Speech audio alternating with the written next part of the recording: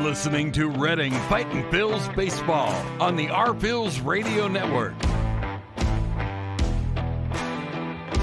Now, out to the ballpark with your broadcasters, Bob McCool and Jake Starr. Good evening, everyone, and welcome tonight from FirstEnergy Stadium. The Reading Fightin' Phillies play host to the Portland Sea Dogs, beginning of a 6-game series here in Baseball Town. It's not just any series here in Reading. It is the final home series for the Reading Fightin' Phillies. They will finish up on the road next week at Binghamton, but this is the final home series of the season.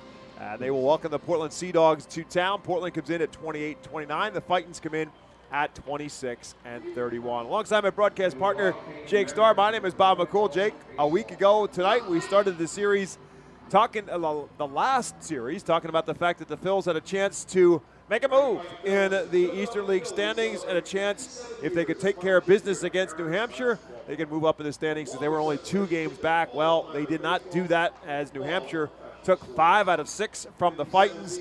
And ultimately, Binghamton, who is the number 2 spot in the standings, has been playing good baseball. And so now it is a 7-game gap between the Phils and the Binghamton, between them and Binghamton. And they, again, will end the season against Binghamton. So there is still certainly something to play for. But it'll be interesting to see how the Phils respond to what was a disappointing series last week. Yeah, I mean, if you're looking solely at numbers, you have to end the week at least no more than 5 games back of Binghamton to give yourselves a fighter's chance. But at the end of the day, you have 12 games left to play in the regular season. You're just looking for a way to finish on a high note. And look, if something manifests from that, something manifests from that. But the mindset has to be 6 games here, 6 games in Binghamton. If you can find a way to finish above 500 the rest of the way, it gives you something to be happy about. And then at the same time, yes, baseball's a team game. There's probably a lot of guys on this team, like personally, to finish their seasons on high notes. Give yourself something, positive to take with you into the offseason when you start to work out. And then when it comes time to get down to Clearwater again next February, you have some positive vibes to work with. And yeah, New Hampshire, I think everybody on the Reading side is very happy to see the Fisher Cats out of here and not on the schedule the rest of the year. This was a interestingly bad matchup for Reading this year, but you got them gone, and now you face a team that you match up pretty well against in Portland. You won only 2 of 6 in April up at Hadlock Field. Then you come back up there in June. You win 4 of 6 to close out the first half. You win 2 of 3 here in July after the All-Star break. I'd argue it could be 3 of 3. Now, they probably should have swept that series, but you take 2 out of 3. So it's a team that you, in essence, have had their number the last couple of times you've seen them. So it all boils down to tonight, getting off to a fast start. And the guy that Reading has on the mound is Zach Hockey, who fared very well against Portland last time he faced them. And then finally, CJ Liu on the other side is a guy that you have had a ton of success against this year. So very long-winded, answer to your question. But you like what you have ahead of you tonight. There's a good chance to pick up some momentum and just start the series off on a strong foot. Yeah, and I think, from the things and the conversations that we have had with the manager for the Phils in 2023, Al Padrique, and the many years he's been around baseball, that is one of his staple preaches, which is today's a new day, today's the only game that matters, today's the game you got to focus on. I know it's kind of become a standard staple among all coaches to talk about today, whether it's James Franklin and going 1-0, whatever the case may be. But in the case of the game of baseball, and what he's talking about is pretty much true, which is flush yesterday out. Win or lose, flush yesterday out because it doesn't matter anymore. The only one that matters is today, and that's what this game gives you. It gives you a new chance each and every day to make up a difference, and the only game you can win today is the game you're playing. So you can talk about, hey, we got to take 3 out of 6 here. We got to take 4 out of 6 here. We got to take 5 out of 6 here and set ourselves up for the Binghamton series. But the ultimate answer is just win today, worry about tomorrow. And I think that is not only something that the manager has preached, but I think the players are trying to have bought into that for pretty much the entire year. And when you talk to them, they kind of talk about the same way. Like, the only thing I control is what I can do today. Yeah, and it's a group that everyone has really good heads on their shoulders. They have had the right mentality all year long, and it's a group that, wasn't satisfied with the first half. They came out of the second half, and look, all in all, they have played better baseball in the second half of the season than Reading did in the first half. They should top their win total from half number one, probably at some point this week, if not early next week. So, no, a lot to be happy about with this team. And, look, we've learned a lot, and we'll probably have a lot of these conversations throughout the week as we kind of just look in retrospect of the 23 season. But, you know, we've learned a lot. I think the Phillies have learned about a lot of these guys. There's a lot of guys here that I think will be here next year. We had this conversation, I think it was on Sunday, where you look a year ago right now, a lot of guys like Johan Rojas, Ethan Wilson, Carlos De La Cruz, Mick Gable, and Andrew Painter. This was the time they were really starting to get their feet wet in Double-A. They may have had some growing pains, but it allowed them to really come around and prosper in 2023. It's the same conversation we could have here for a lot of the guys. Marcus Lee Sang, Rickson Wingrove, Matt Osterberg, Nick Ward, Casey Martin, guys that came up to this team later in the season. I'll even throw Baron Ratcliffe in there because he missed a lot of time. Guys who kind of joined this roster later on in the season or missed time with injury that didn't really have much Double-A experience. These next 2 weeks are valuable opportunities for them just to face Double-A pitching because, look, it is a big jump from high A to Double-A pitching without a doubt. So it's a chance just to continue to see pitches, continue to get at-bats, and hopefully have something positive to take with you into the offseason. And then you come out in 2024, which is, you know, just 6 short months away. You come out here in 2024 and, you know, start the year on a positive note. Yeah, and you mentioned this a moment ago, and I think it bears repeating, and that is that there's some guys here who have the chance to have some individual accolades as well in terms of their overall season. And the two guys that kind of jump out at you the most that are in this lineup pretty much every night, that is the 2 and 3 hole hitters, Carlos De La Cruz and Oliver Dunn. Both of them have put together really solid seasons. They have certainly helped themselves within the Phillies organization. De La Cruz as one of the top prospects in the organization. Oliver Dunn as somebody who was picked up by this Phillies organization from the Yankees, wasn't getting a whole lot of playing time in the Yankees organization, gets a chance to play here every day, and has certainly shown that he can be a guy who you can count on to play on an everyday basis. So both of them are at a position in this season to finish off this season strong, and just to give everybody kind of an idea, especially in the Phillies organization, like, look, these are two guys that we want to keep an eye on in 2024 as well. Yeah, without a doubt, and I think, Oliver Dunn's a guy that has played himself onto the radar this year. I mean, it's a guy you couldn't be happier for because before the Rule 5 draft last year, you know, you didn't know where your career was going. This year he put himself in a spot where, hey, he gives himself a really good chance to get to the next level. We're going to take a timeout. We come back. It's time for our game time to start at 6:45. We'll have the starting lineups and first pitch when we come back to FirstEnergy Stadium after this. International Fireworks, the official fireworks provider of the R-Phils. International Fireworks shoots every fireworks show throughout the season, including 8 Mega Blast fireworks shows. International Fireworks also provides the pregame fireworks after the national anthem at each game. International Fireworks has a nearby retail store in Douglasville, Pennsylvania, where you can purchase all of your fireworks. Visit fireworksorus.com for more information about the International Fireworks retail store in Douglasville.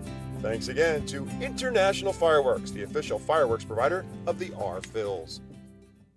Star City Boxing, located at 4760 Schuylkill Avenue in Reading, is a 501c3 non-profit boxing gym unlike any other.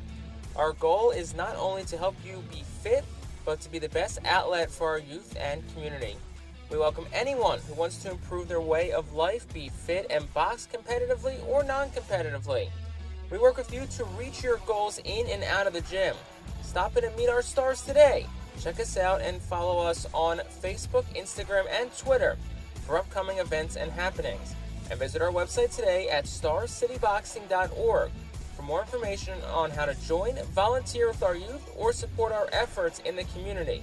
Star City Boxing is a proud continued 2023 R-Phils Fiesta Friday partner.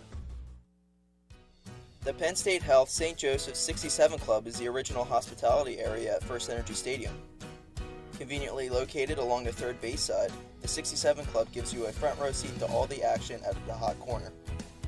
The area is safely protected from line drives with a large see-through net. Starting at $34, groups of 20 or more can enjoy a 2.5-hour all-you-can-eat buffet. Children 4 and under are free.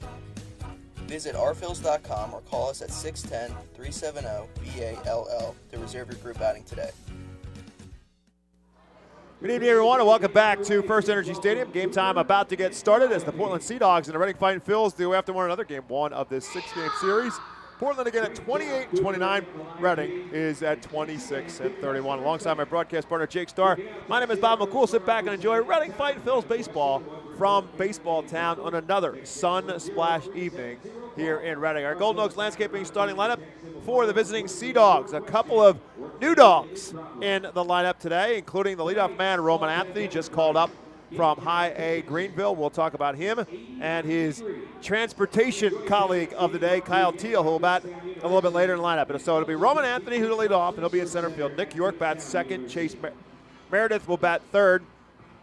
Nathan Hickey will bat in the bat fourth. Blaze Jordan will bat fifth. The other new call-up, Kyle Teal, will be the DH tonight. Philip Sykes will bat sixth. Tyler McDonough will bat seventh. Corey Rozier bats in the 9 spot. And that lineup facing right-hander for the Fightins, Zach Hockey. 10th appearance for Hockey, 9th start, 1-4, a 5.63 ERA, 38 1/3 innings pitched, 39 hits allowed, 12 walks, 38 strikeouts. Opponents hitting .265 against him and a whip of 1.33. As I mentioned, a sun-splashed evening here in Reading. Our game time temperature is at 90 degrees. Going to be a hot and sticky week through the weekend, and then temperatures are supposed to drop as the weekend comes, but it is 90 degrees and a little bit of a breeze at about 6 to 9 miles an hour. Kind of traditionally blowing out to right field here at the ballpark. EPIW Weather Consulting brings you that forecast.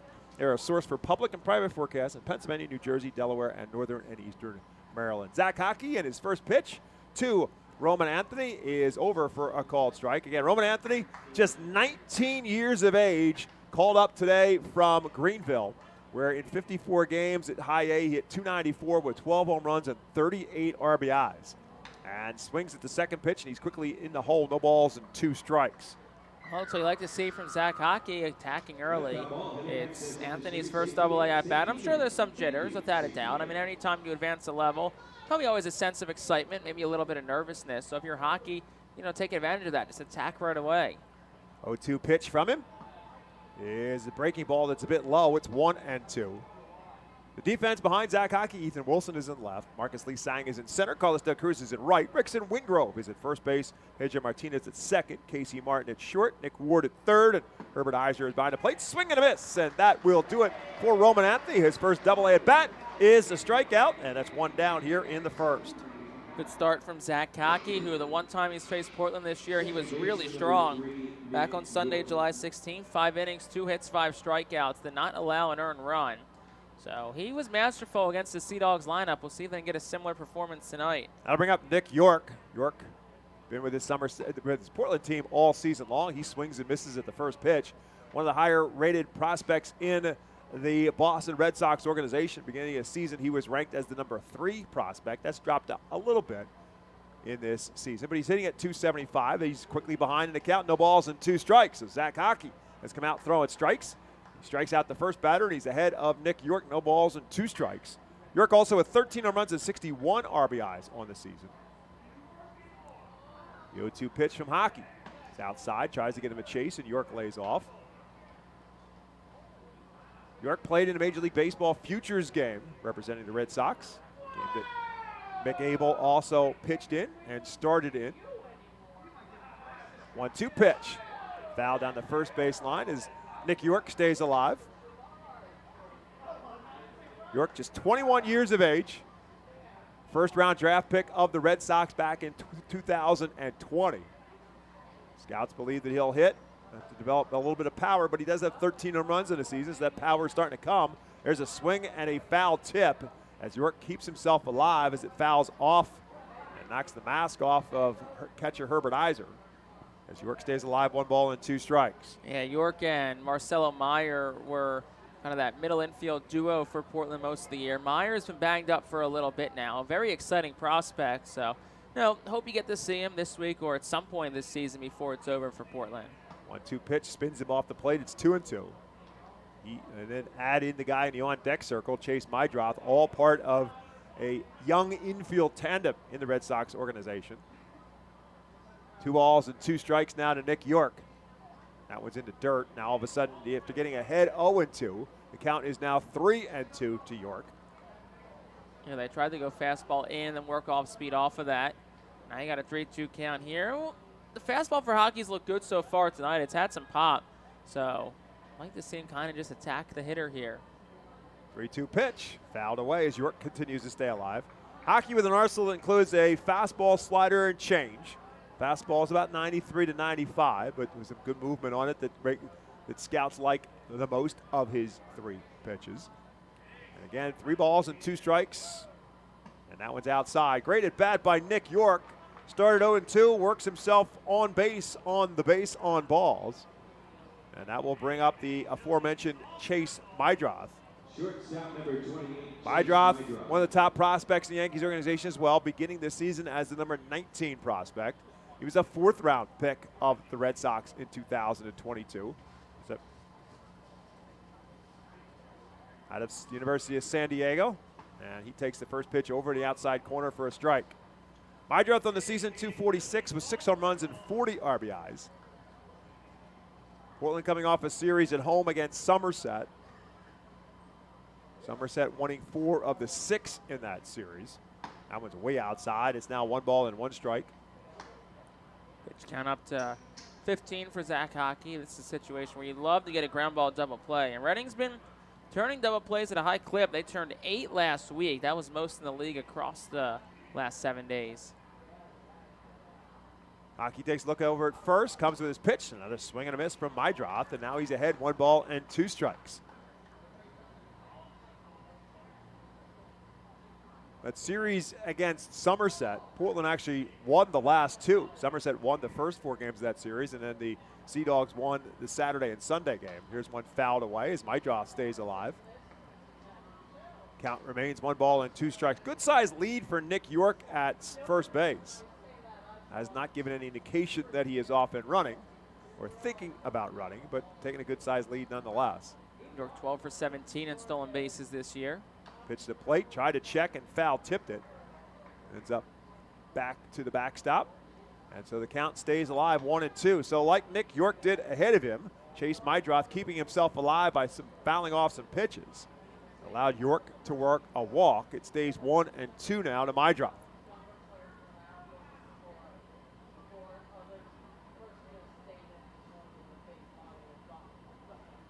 Long look from Hockey. York takes off, and Mydroth again swings and fouls this one away. So Mydroth stays alive, and York will have to return to first base. Next pitch will be number 20 for Hockey, and it's hard to even put on him the fact that it's a high pitch count here in the inning. He's been throwing lots of strikes. Portland's batters have just done an excellent job fighting them all off. And looking for that put-away pitch somehow or another, or get it put in play. Stays 1-2 to Mydroth. This one driven into center field. Marcus Lee Sang will take a couple steps back and will not have to get to the warning track before he will squeeze out number 2 here in the first. Yeah, goes off speed, 89, right at the bottom of the zone. And he got Mydroth to hit that off the end of the bat a little bit. And like you said, needed that put-away pitch. Got it there. 2 outs in the inning. Now you got Nathan Hickey, that cleanup man, up. Hickey hitting at 264 on the season, 15 home runs and 47 RBIs. One of 5 guys in this Portland lineup who will bat from the left side tonight. This is going to be a left-handed hitter's dream tonight. 7 in the Fightin' Phil's lineup. So combined between the 2, with a couple of switch hitters included, who will bat left-handed against the 2 right-handed pitchers starting tonight, be 12 lefties going tonight. Phil's with 7 of them, Portland with 5. First pitch to Hickey is outside for a ball.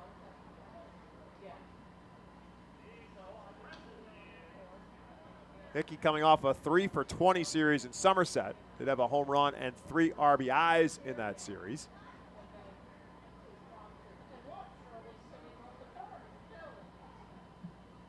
That one's up high. Hickey, yet another of the highly regarded Red Sox prospects on this Portland squad. He's a 5th-round draft pick by Boston in the 2021 draft out of the University of Florida. He is a Florida native, born in Jacksonville, Florida. 2-0 pitch, lifted straight up in foul territory on the first base side. Rickson Wingrove will squeeze it for the 3rd and final out of the first. For Portland, no runs, no hits, no errors, 1 man left. The Fightins will bat for the first time when we come back to Baseball Town. Gear up for Fightin' Phil season. Visit the Brentwood Industries Fightin Phil's team store at FirstEnergy Stadium or check out our online store 24 hours a day, 7 days a week at rphils.com/shop. We have a wide variety of Fightin Phil's hats, t-shirts, kids apparel, and more. Looking for something new? Check out our latest selections of Los Luchadores de Reading and Reading Hot Dogs gear, plus throwback black R-Train R-Phils attire. Root for your Fightins in style. Stop by the Brentwood Industries Fightins team store or rphils.com/shop. ROG Orthodontics is the proud official partner of the ROG Orthodontics Fightin Phil's Kids Club. Join today at Fightins.com to get your free ROG Orthodontics Kids Club t-shirt and visit FantasticSmiles.com for more information on why ROG Orthodontics is voted #1 in Berks and Monco. ROG Orthodontics and the Fightin Phils, two great hometown partners. Fans, nothing beats a great day at Golden Oaks Golf Club. Located just minutes from Reading, Golden Oaks is a beautiful, award-winning golf course open to the public with perfect greens, lush fairways, and a course playing for 5 sets of tees. Bogey's Pub is open to the public with the area's best full-course menu, featuring indoor and outdoor seating and TVs to watch your favorite sports teams. Let the Golden Oaks Golf Club team cater to your need. Lunch, dinner, golf outings, parties, company events, and fundraisers. Visit our website at GoldenOaksGolfClub.com and follow Golden Oaks Golf Club and Bogey's Pub on Facebook. Golden Oaks Golf Club, where great memories are made. Here is the Golden Oaks Landscaping starting lineup for the Fightin Phils tonight on game 1 of this 6-game Reading finale. Final series here at the ballpark. Nick Ward will lead off. Carlos De La Cruz again bats second. Oliver Dunn again bats third. He'll be the DH tonight for the Fights. Ethan Wilson will bat cleanup. Marcus Lee Sang bats fifth. Rickson Wingrove will bat in the 6th spot. Casey Martin 7th. Pedro Martinez bats 8th. And catcher Herbert Iser bats 9th. The first pitch to Nick Ward. It's outside for a ball from right-hander C.J. Liu. Liu making his 24th start, 5-7, a 5.47 ERA. 103 2/3 innings pitched, 105 hits allowed. 1-0 pitch to Ward is lined in the gap in right center field, and that's going to find green grass. Cut off nicely by Sykes, a big turn, and Nick Ward will stay put with a base hit, first base hit of the ball game for either side. And Nick Ward gets things off and rolling with a line drive in right field for a hit. You probably would have thought double off the bat, but the ball kind of died as it got into the right center field gap, and Philip Sykes did a nice job cutting it off. So Ward smartly stays at first base, but 55 walks, 129 strikeouts for Lou this year, 267 opponents average. He's been a workhorse. He's been, every 5 days for this Portland team, he's been out there. First pitch to Carlos De La Cruz is down low for a ball. But running a ton of success against him this year. 0-3 in 3 starts, a 9.45 ERA, 14 earned runs allowed over 13 1/3 innings pitched. So De La Cruz takes that one up high. It's 2-0 now to Carlos De La Cruz. Which we talked in the pregame that you have an opposing pitcher tonight that you've had a lot of success off of. It's an opportunity to strike early and strike often. De La Cruz tries to strike there, but he fouls it straight back. Gets a 2-0 fastball and fouls it off. The defense behind C.J. Liu, Corey Rozier is in left field. Roman Anthony's in center. Philip Sykes is in right, as we mentioned. Blaze Jordan is at first base. Nick York at second. Chase Mydroft is at short. Tyler McDonough is at third, and Nathan Hickey is behind the plate. 2-1 pitch, swing and a miss as he goes breaking ball on De La Cruz. He's out in front of it, and now C.J. Liu has got the count even again at 2 balls and 2 strikes. Nick Ward takes his lead off of first. This one driven into left field. Turn and say goodbye. Carlos De La Cruz with a long, towering home run into the Seidel Auto Group, number 23 on the season. And the Fightin Phils jump out on top 2-0. Well, you talked about a fast start. That's exactly what you got here. De La Cruz, man, he did turn and say a long goodbye to that one. 390 feet, 105 off the bat. It was a breaking pitch that hung right down the middle of the plate, and De La Cruz made C.J. Liu pay. Fightin's up 2-0. RBI number 61 and 62 for Carlos De La Cruz. And I'll bring Oliver Dunn to the plate. There's also the 18th home run surrendered by C.J. Liu this season. And the first pitch to Oliver Dunn is a bit low, ball one. Dunn at 276 on the season, 21 home runs, 78 RBIs. after a 5 for 20 series against New Hampshire. That one's inside. It's 2-0. Dunn has maintained that RBI lead for quite some time now, even only having driven in 1 run in that 6-game series against New Hampshire. Still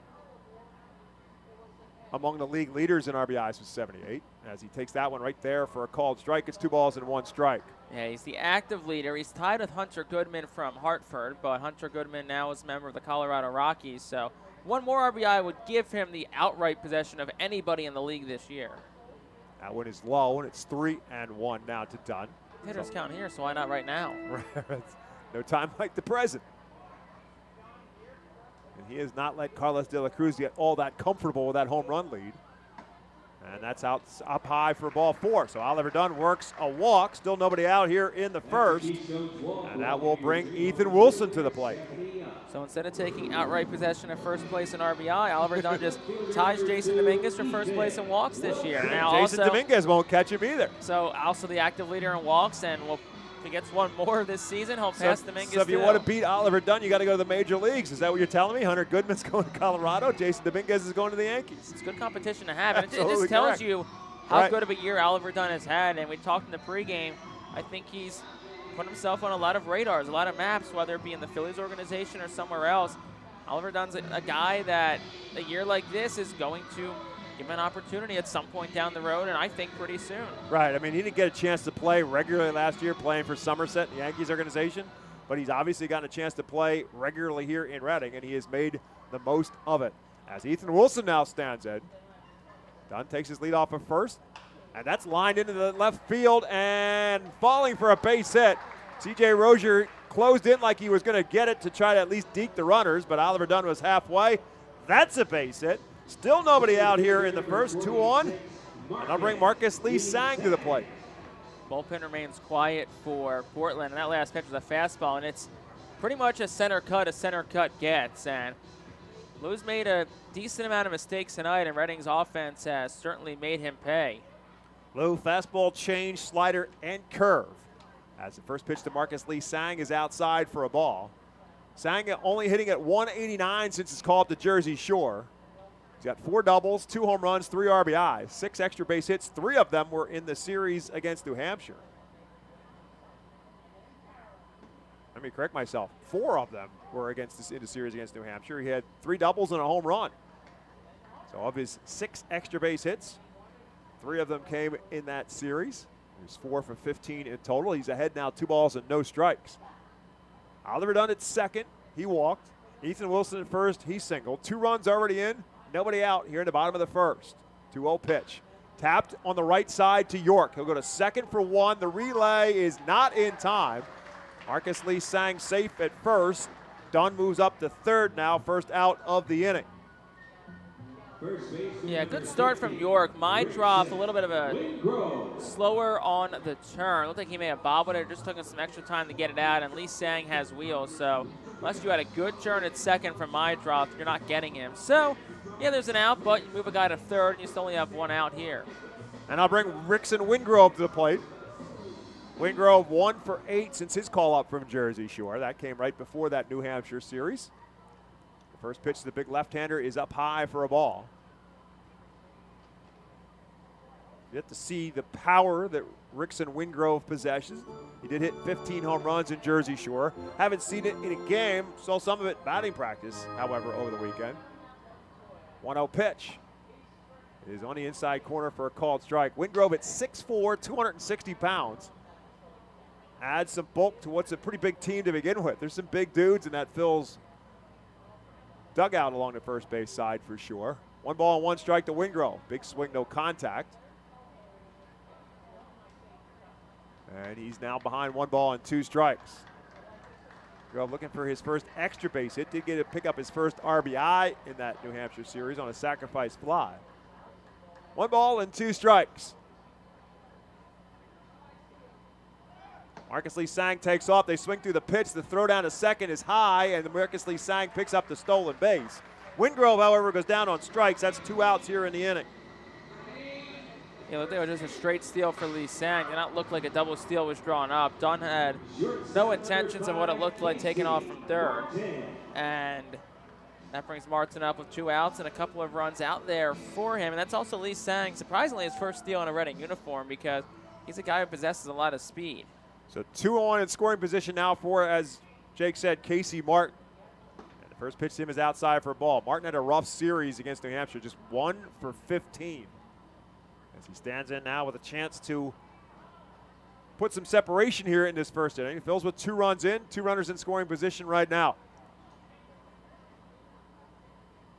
This one tapped on the left side to third baseman McDonough, and he bobbled it, and it's going to be safe all around. Dunn scores run number 3 for the Phils.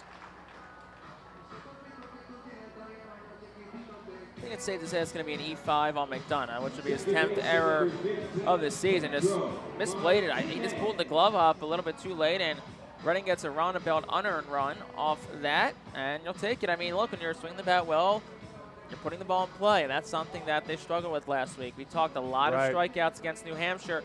You put the ball in play, you put pressure on the defense. Lee Sang runs out that fielder's choice. McDonough makes the error there. Casey Martin takes off on this pitch, and he will pick up the stolen base as the tag pulling Mydroth off the bag. Tried for the sweep tag on the back of Casey Martin, but he is safe on the stolen base. So again, 2 runners in scoring position, and Pedro Martinez, the hitter. Might see a lot of stolen bases tonight. We talked pregame about this. Nathan Hickey behind the plate is now 9 for 98 this year in throwing base runners out. That's 9%. 0-1 pitch to Pedro Martinez. Big cut at a high fastball that he has not able to catch up to. And Martinez now buried in the count, no balls and 2 strikes. The 3 runs in the inning. Phil's again with 2 runners in scoring position. Now 2 outs here in the bottom of the first. 0-2 pitch. Swing and a miss. Strike 3. Oh, that's strike 2. I stand corrected. Thought that was strike 3. The first pitch must have been a ball. So it's now 1-2 now to Pedro Martinez. My fault, Pedro. Stand up there and keep us swinging. How about a base hit here? Drive in a couple runs. That's in the dirt. And it stays 2-2. But to Jake's point, Phil's struck out over 70 times in that series against New Hampshire. And struggled to score some runs as a result. Going to change that here in the first. 2 balls and 2 strikes now to Martinez. This one driven into right field. Sykes turns and says goodbye off the rack train sign. 3-run home run, Pedro Martinez. And it's now a 6-0 Fightin' Phils lead. Spoke it into existence, Bob. Not just a hit and a couple of RBIs. How about a 3-run home run? That ball was scorched. 106 off the bat, 356 feet on an 87-mile-per-hour hanging breaking pitch. Another one, Alou just leaves right over the heart of the plate, and that will be home run, and it's 6-0. So looks like we're going to get a mound. Looks like the pitching coach, also looks like a translator. Correct. Coming out for Lou. For anyone watching MILB TV, not a trainer, most likely a translator for Lou. Correct. There is a coach. CJ Liu was born in Taiwan. So there is obviously a trainer. There is also obviously a translator there in terms of speaking with him now on the visit. There is now some activity in the Sea Dog bullpen as the Phils have jumped on the right-hander for 6 runs in this first inning. Jake, I'm going to go right back to what you talked about on that ground ball with Casey Martin and the error at third base. That's why I said contact. Something can happen if you make contact. You strike out, nothing can happen. Put the ball in play. You boot the ground ball, a run comes home, and then what do you know? The next guy hits a 3-run home run, and all of a sudden, instead of a 2-run inning, you now have a 6-run first inning. Oh, without a doubt. Like you said, contact. I mean, Reading has struck out, just once this inning. So, right. No, I mean, that's the thing. Put the ball in play and good things happen. Put pressure on the defense. So the Phils have batted around here in the first as the 9-hole hitter Herbert Iser stands in. He drives one into right field. Sykes broke in, but he'll get over there in time. Iser hit it hard, but right to the right fielder, Philip Sykes. However, the Phils put 6 runs across in the first. They do it on 4 hits. There was 1 error and nobody left on base. After 1 in Baseball Town, the home team's on top, 6-0. Empowering communities one relationship at a time is our commitment at Tompkins. Our customers have thrived thanks to our focus on local lending and their commitment to the customers they serve. They do a great job, everything for us from our banking, our insurance, to our wealth management. Tompkins has always been there for us. We see a long relationship with Tompkins. They're good people. Tompkins, banking, insurance, wealth. Member FDIC Equal Housing Lender. Investment and insurance products are not FDIC insured, not bank guaranteed, and may lose value. Our Phil's fans can continue to expect great performances all season long on the Burke's Commercial Roofing stage. It's the home of great local talent, including the Our Phil's mascot band. Burke's Commercial Roofing prides itself on being a locally owned and operated company that puts an emphasis on customer service. They provide free on-site estimates and can handle any size repair, restoration, or replacement. Visit burkscommercialroofing.com or call 610-717-3949 for more information. And don't forget to sit back, relax, and enjoy the show at the Burke's Commercial Roofing stage at America's Classic Ballpark. Burke's Packing is a family-owned and operated meat processor located here in Reading, specializing in hot dogs, ham, specialty meats, and more. Burke's Packing provides America's Classic Ballpark with quality products, including the highly acclaimed flat-top grilled hot dog. Join us for Burke's Packing Sunday Family Fun Days at Sunday home games all season long at FirstEnergy Stadium. Established in 1928, the Manor Golf Club is one of the oldest public courses in eastern Pennsylvania. Located conveniently between Philadelphia, Lancaster, and Allentown in Sinking Spring, the Manor Golf Club offers a true test of golf on a traditional championship-style golf course where shot making takes precedence over length. Visit themanorgolfclub.com for more information. Top half of the second inning, Zach Hockey now has some offense behind him to work with, and he'll start by facing Blaze Jordan, and he misses high ball one. Jordan hitting at .234 on the season for the Portland Sea Dogs. 6 home runs and 27 RBIs. 1-0 pitch to him is hit hard on the right side. Nice play to his left by Pedro Martinez, and he'll make the play to first base in time for out number one. Pedro Martinez, a little bit of some confidence now after he crushed that 3-run home run. That's a nice play to his left on a ground ball. And if you're Zach Hockey, you just got to sit back, relax, and just pitch loose and easy now. You got a 6-run lead. Just get the ball over the plate and let your guys go to work behind you. That'll bring up Kyle Teal, another one of those players we talked about at the Open who are making their AA debut tonight. Teal swings at the first pitch, another left-handed hitter for the Sea Dogs, just 21 years of age, drafted this year, the 2023 draft, first-round draft pick of the Red Sox, number 14 overall selection out of the University of Virginia, and already here in making his AA debut, as that one is up high. It's 1 ball and 1 strike to Kyle Teal. Teal, a catcher, playing as the DH tonight. 1-1 pitch to him. It's outside for a ball. It's 2-1. No Nolan Shanuel, though, who the Angels picked out of Florida Atlantic this year and is already, 3-4 weeks into the big leagues already? Some take their time and some get pushed. No doubt about it. This one driven straight up in the air. De La Cruz going back. Back has room at the warning track and makes the catch for out number 2 here in the second.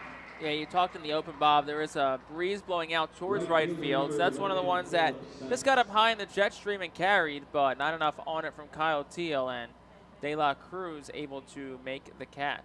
That'll bring Phillips Sykes to the plate now with 2 outs in the second. Sykes hitting at .221 on the season for Portland. 9 home runs, 40 RBIs. Right-handed hitter. Swings at the first pitch and fouls it away. Chad Epperson, the manager for the Sea Dogs, coaching at third base. Pablo Cabrera coaching at first base for Portland.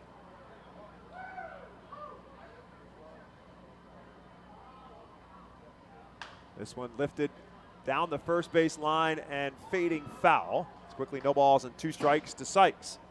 So we said Zach Hockey needs to come out and throw strikes. So far here in the second inning, that's exactly what he's doing. I did that in the first inning, too. It's just Portland did a really good job fighting them off. But now you're up 0-2 here. You're up 31 pitches. If you can get out of this inning right here, right now, you've got to feel really good about that. Swing and miss. Strike 3, and he does just that.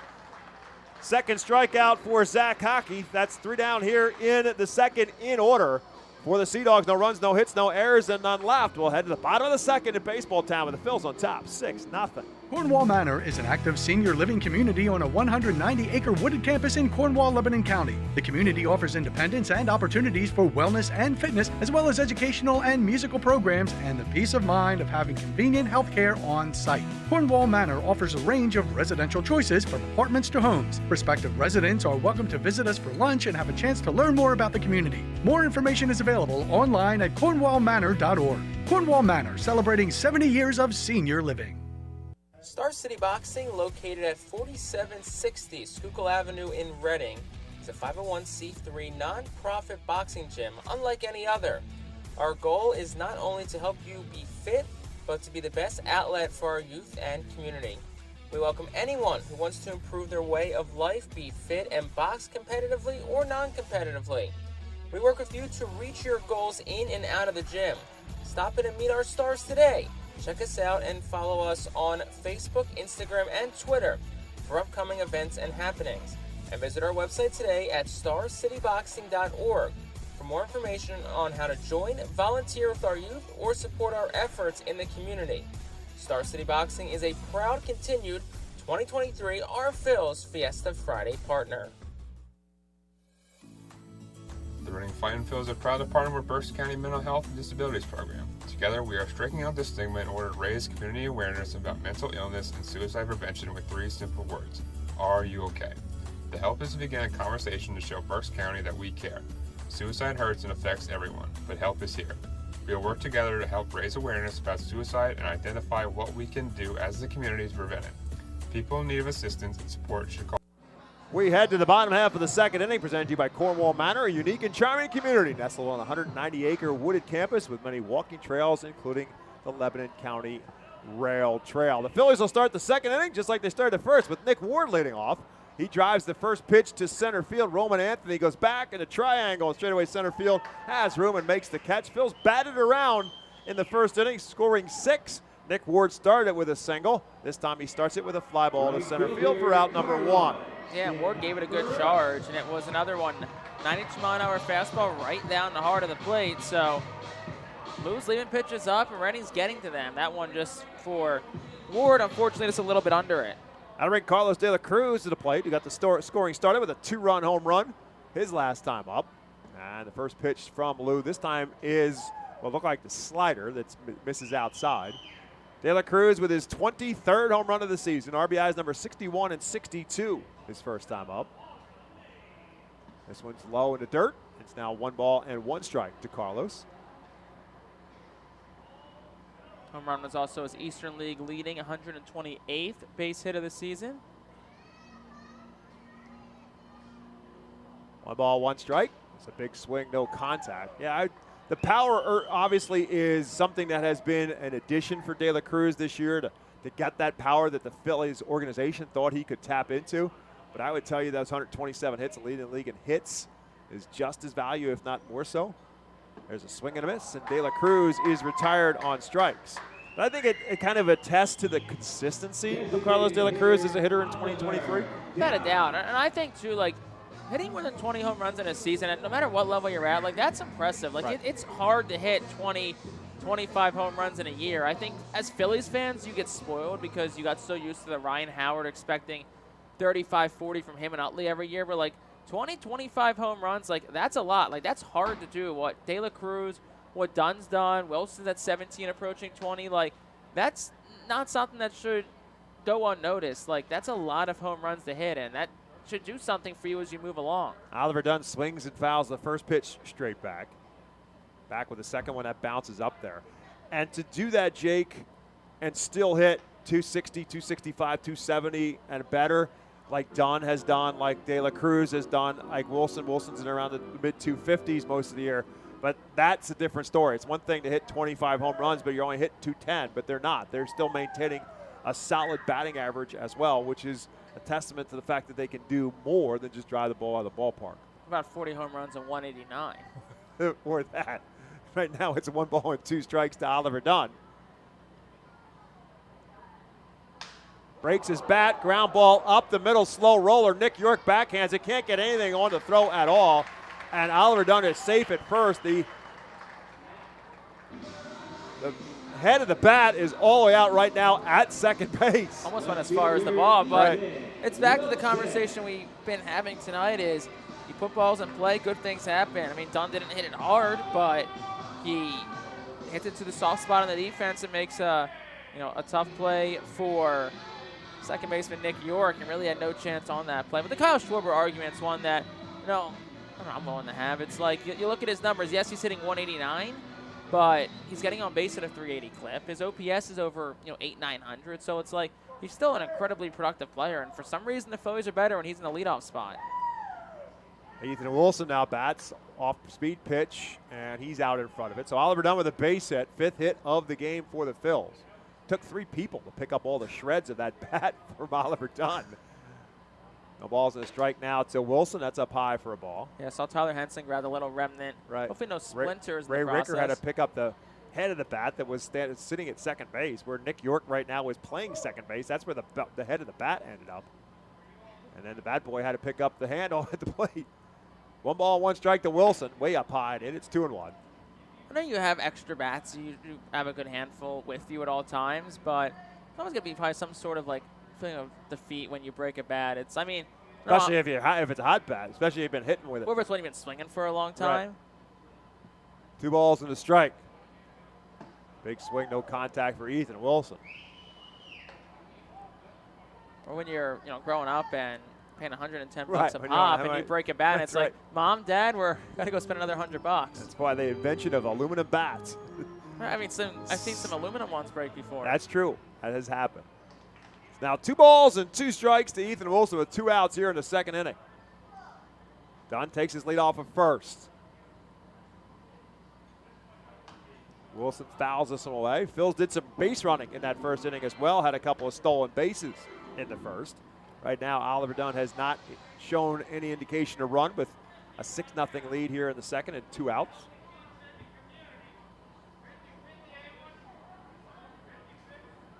Wilson with 17 home runs and 57 RBIs. Fouls another one straight back. Ethan Wilson staying alive. Pitch count for C.J. Liu already at 44. Sterling Sharp was throwing last inning. Doesn't look like anyone's throwing now. I mean, you're going to try and get him as far as you can. Last thing you want is on Tuesday to burn out your bullpen. Liu from the stretch.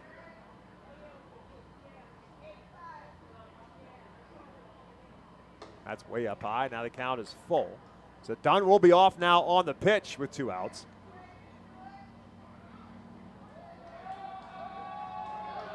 Chi Young Liu is his given name. Goes by CJ, the initials of his first name. Dunn takes off on the pitch. Wilson rolls it to second.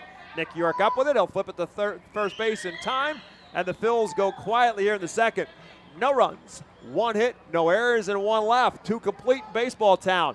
Fightin 6, Sea Dogs nothing. Cornwall Manor is an active senior living community on a 190-acre wooded campus in Cornwall, Lebanon County. The community offers independence and opportunities for wellness and fitness, as well as educational and musical programs, and the peace of mind of having convenient health care on site. Cornwall Manor offers a range of residential choices from apartments to homes. Prospective residents are welcome to visit us for lunch and have a chance to learn more about the community. More information is available online at cornwallmanor.org. Cornwall Manor, celebrating 70 years of senior living. The Fightin Phils know who to call for trash and recycling services. A proven winner, JP Mascaro & Sons.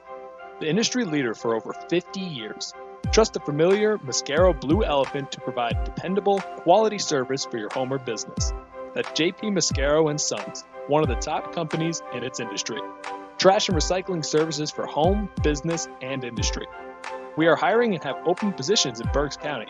Check our website for open positions at jpmascaro.com or call 1-888-MASCARO. JP Mascaro & Sons, ready to serve you. Every time you grab an ice-cold 20-ounce Pepsi, you'll find a Pepsi. Welcome back to Baseball Town. The Reading Fightin Phils jump out on top in this one. They're on top 6-0 as New Hampshire comes to plate here in the third inning. And I am joined in the booth for the top half of this third inning by Christine Price. She is the director of the LGBTQ Plus Resource Center and Women's Center at Kutztown University, one of the sponsors of tonight's night here at the ballpark, the annual LGBTQ night here at the ballpark, including sponsor for Rally Towels, the Rainbow Rally Towels that are here in the ballpark and helping the Phils out to a 6-0 lead. So clearly the Rally Towels are working like a charm. They're working. They're a good luck charm. So, Christine, tell us a little bit about what your area at Kutztown University does and what you are providing to Kutztown University students. Sure, thank you. So it's great to be here tonight. I work with both the LGBTQ+ Resource Center and the Women's Center on campus at Kutztown University. And we do a lot of different ways that we support students through our services, our resources, our programs, events. We have a big student staff that works at the center. And so we're very student run, so that's a really positive thing for kind of like a peers, helping peers and peer education. So it's a really positive place to be. There's a lot of support and education and good energy.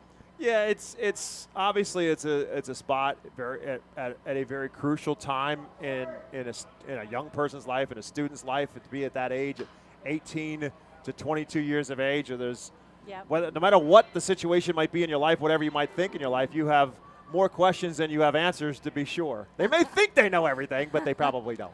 That is probably true, and there's a lot of change and growth that happens in the 4 years while you're in college. Corey Rozier is now the batter for the Sea Dogs after a fly out to left field from Tyler McDonough, so one down here in the third. But Kutztown University has always been a great partner here with the Reading Fightin' Phils. It just seems to make sense for Kutztown University to tie themselves to this great ballpark. Yeah, I totally agree. Only about 20 minutes down the road, so it's a perfect match. Yeah, Kutztown is in such a unique spot in northern Berks County. Obviously, it is Berks County. It's very tied into the Reading community, but you're so close to Allentown. You're almost like a halfway point between Reading and Allentown. And I know you obviously pull an awful lot out of the Lehigh Valley as well. Yeah, we sure do. We often joke when you work at Kutztown that you have to join either the Reading team or the Allentown team. You either have to be a Lehigh Valleyan or a Berks Countyan, one or the other. Yep. Is that how it works? Well, that makes sense. Works. Although obviously you're getting students from all over the country and probably and no doubt all over the world as well. But obviously, yeah, you are the kind of the halfway point between the two. 2 outs now here in this third inning, as Zach Hockey throws one into dirt, rolls all the way back to the backstop. But when it comes to your particular department and reaching out to the types of individuals who are going to turn to you, you mentioned that it's not just the LGBTQ community, but also Women's Resource Center. What exactly is the Women's Resource aspect of it? So we will provide students with resources to campus, to the community as well. We work closely with Safe Berks, which is one of our community partners, to help provide healthy relationships, resources, survivor resources, advocacy, one-on-one support. We do a lot of education in the classrooms to help students. You know, like you said, they're coming to college, they're learning about things maybe they haven't heard about before.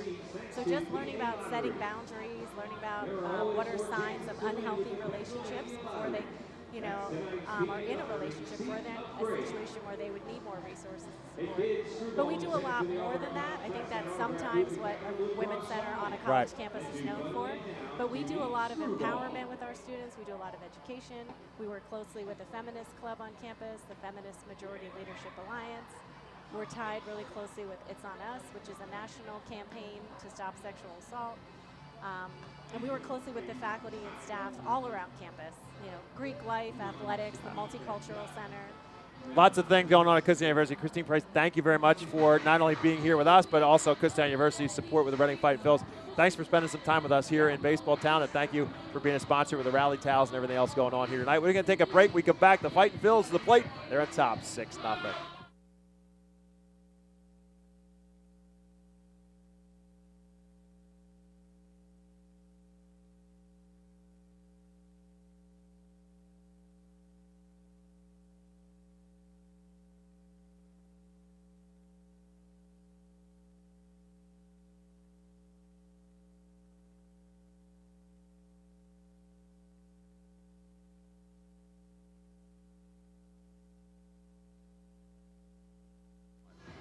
Fightin' Phillies to the plate here in the bottom of the third. Again, they're on top 6-0. Our bottom half of our third inning presented to you by Sports Colleton PC. If you've been injured at work, call the attorneys at Sports Colleton, 1-800-JUSTICE today. Marcus Lee Sang leading off for the Fightin' Phillies here in the third. Lee Sang was safe on a fielder's choice his first time up. C.J. Liu still out there for the Sea Dogs.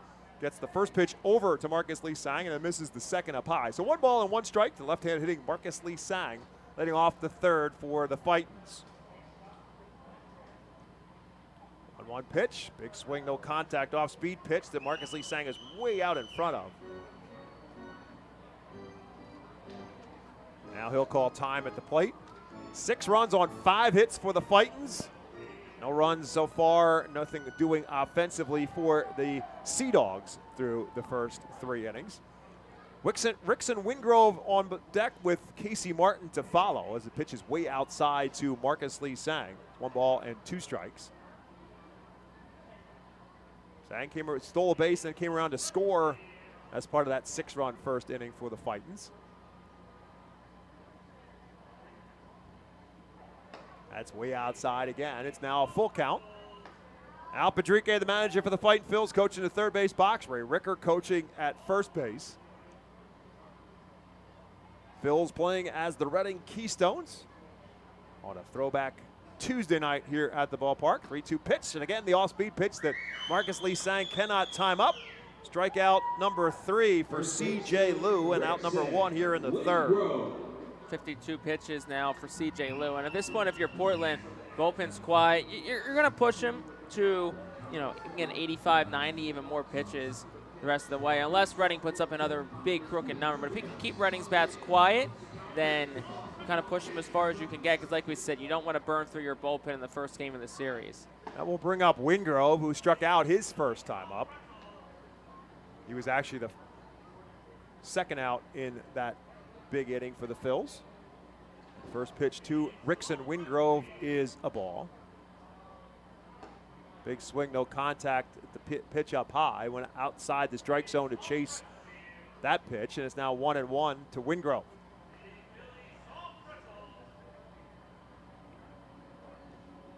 That one's inside. It's now 2-1.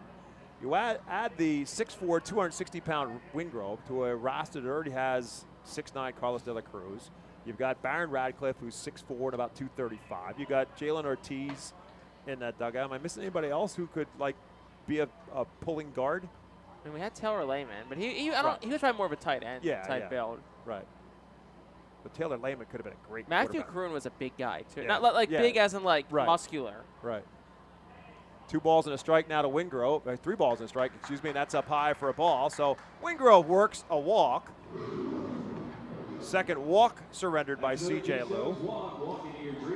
Now bring Casey Martin to the plate, who does not fit in that category we were talking about a moment ago. Casey Martin just 5'9". And Jake and I were kidding about this earlier today. I was laughing yesterday because Carlos De La Cruz was in left field, and obviously the left fielder and the shortstop spend some time with one another on the way out. And to see Carlos De La Cruz at 6'9", standing there talking to Casey Martin, who's 5'9", standing next to one another, was pretty funny. Here's a slow roller to short. My drop to York for 1. The relay is in time. Phils do not think so. Ray Ricker's going to have a word with the first base umpire, but the Phils are retired in the first on the double play as it goes 6-4-3 for the twin killing for the Fightins in the third. No runs, no hits, no errors, and ultimately none left.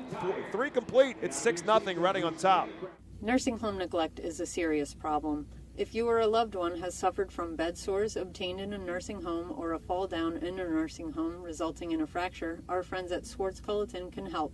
Call the attorneys at Swartz Culleton for a free consultation. Their phone number is 1-800-JUSTICE. That's 1-800-587-8423. Once again, call 1-800-JUSTICE today. Swartz Culleton is a proud sponsor of the Reading Fightin' Phils. Are you looking for a reliable food distributor to meet all your culinary needs? Look no further than our trusted team at Feaser's Food Distributors. For over 120 years, our products have been sourced from the best farms and suppliers, ensuring that you get the best ingredients for your restaurant or organization. From fresh produce to premium meats, Feaser's supplies everything but the appetite. Visit Feasers.com today to experience the difference in working with a top-tier, family-owned food distributor Feaser's your partner for success in the kitchen.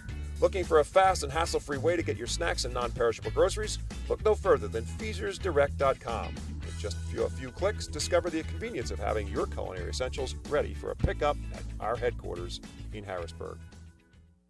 The Reading Fightin' Phils are pleased to present you with their classic game program, all electronically. This program has information on the coaching staff, player roster, and front office staff. It also includes feature stories and alumni reports on all of your favorite guys who spent time in baseball town. Visit ourphils.com/programs to check it out. We head to the fourth, and it's time for my play-by-play partner to take over, Jake Starr. Thank you very much, Bob. Top half for the fourth inning. 6-0 our score. Reading has the lead. 2-3-4 due up for the Sea Dogs. Starting with Nick York against Zach Hockey. He'll deliver the first pitch home, and it will miss just outside. It's 1-0. Just one base runner tonight for the Sea Dogs. Came via a walk back in the first frame. York is the guy who had that walk in his lone plate appearance tonight. Next pitch is just outside. It's 2-0. Similar spot. Called by home plate umpire Willie Traynor.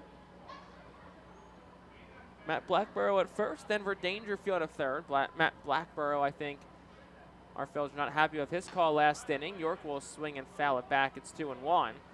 It was a 6-4-3 inning-ending double play by Casey Martin, who was hustling hard up the line, and it looked like he may have beat the throw by half a step, but Matt Blackborough said he was out at first. Not much of a contestation from Reading. 2-1s inside, 3-1.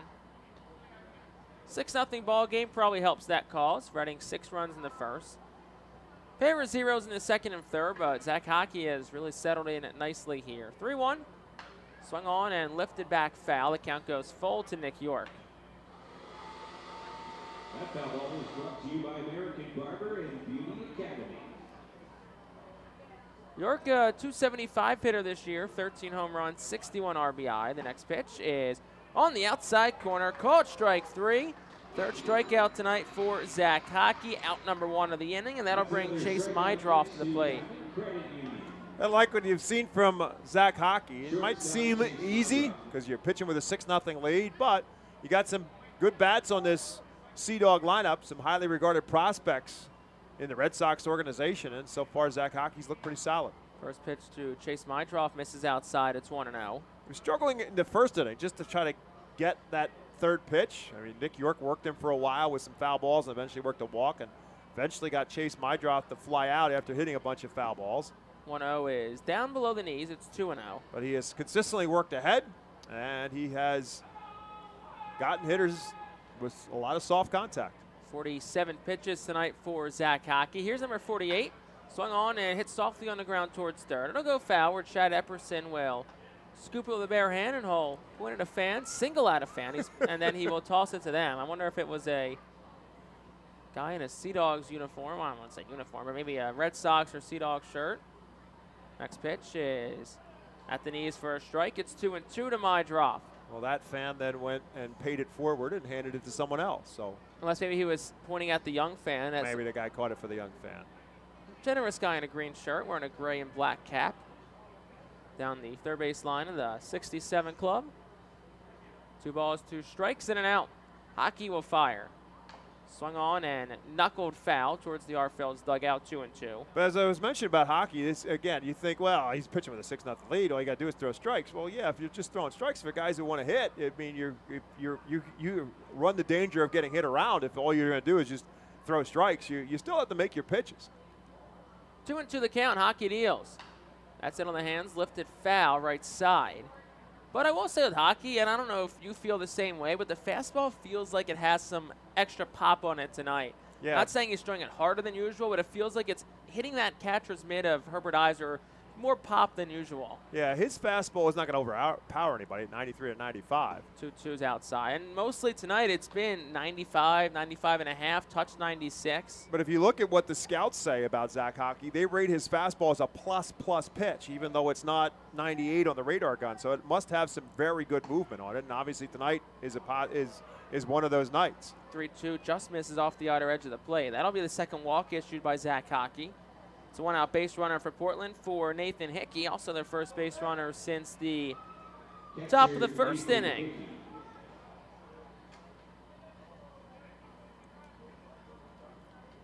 So Hickey will dig in from the left side. The catcher tonight popped up to the third baseman, Nick Ward, his first time up back in the first.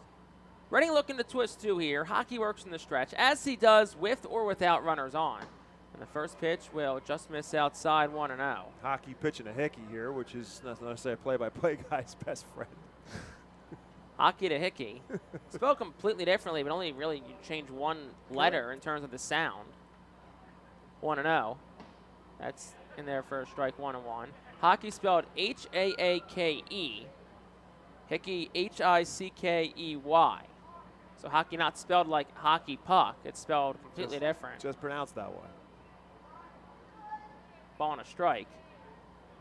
Long pause for Hockey. Here's the pitch. Swing and a miss, 1-2. Really nice off-speed pitch. Totally fooled Hickey there. Now I'm like conscious. Hockey, Hickey, Hickey, Hockey.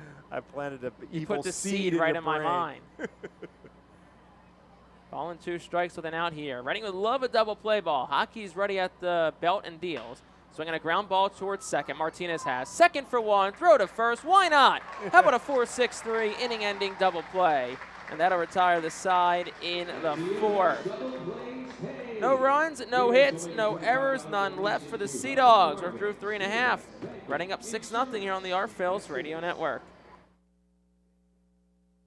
The Louisiana Swamplands.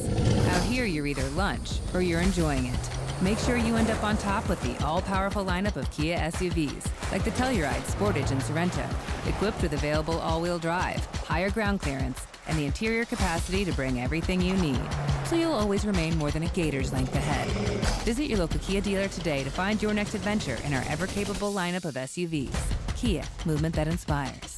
Call 800-3334-KIA for details. Always drive safely. When the Reading Fightin' Phils get hungry, we turn to our team feed partners. Special thanks to Chick-fil-A, Pizza Como USA, Railroad House, Why Missing Restaurant and Bakery, Jersey Mike's Subs, Mimo's Italian Restaurant and Bakery, Subway, and Clean Eats for making sure the Fightin' Phils front office is never hungry on game day. Our staff enjoys delicious meals from our team feed partners. Don't take our word for it. Find out for yourself today. The award-winning Reading Hospital Tower Health Pool Party provides an unforgettable night out with family and friends. Enjoy a baseball game while swimming in the 87-degree heated pool directly behind the right field home run wall. Plus 2.5 hours of all-you-can-eat buffet, photos, and autographs with the crazy hot dog vendor and the Fightin' Phils mascot band. Regular season tickets start at $33 per person for groups of 20 or more. Give us a call today at 610-370-BALL.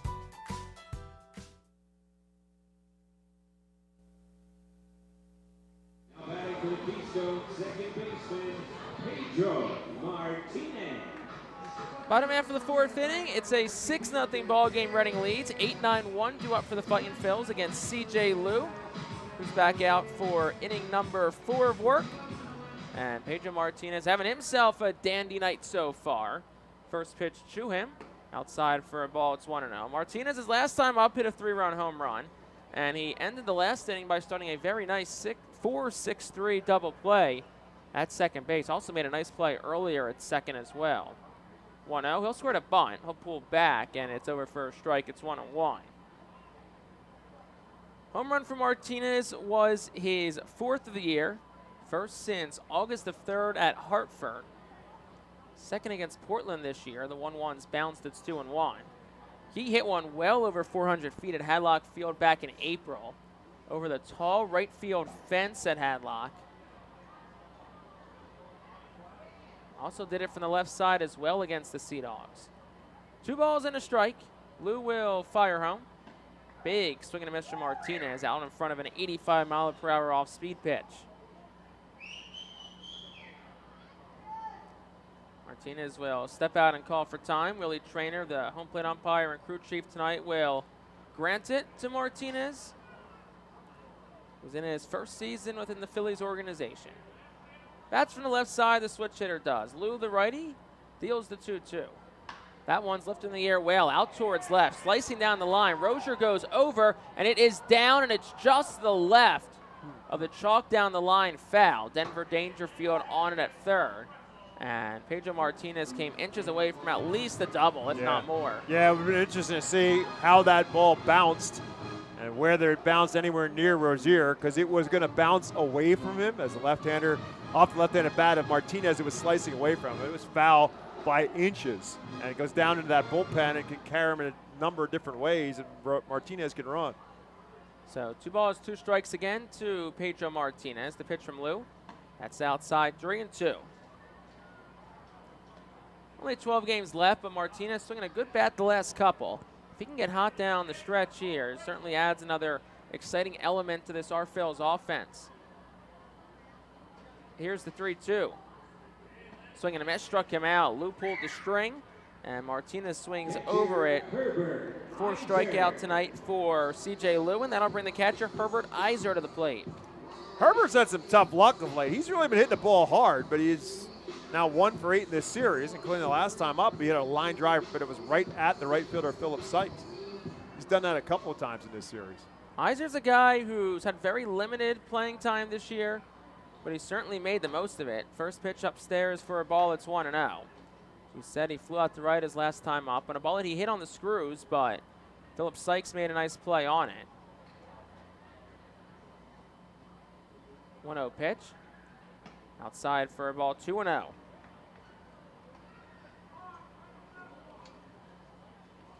Iser digs in from the left side, a ball and a strike, 1 out in the inning.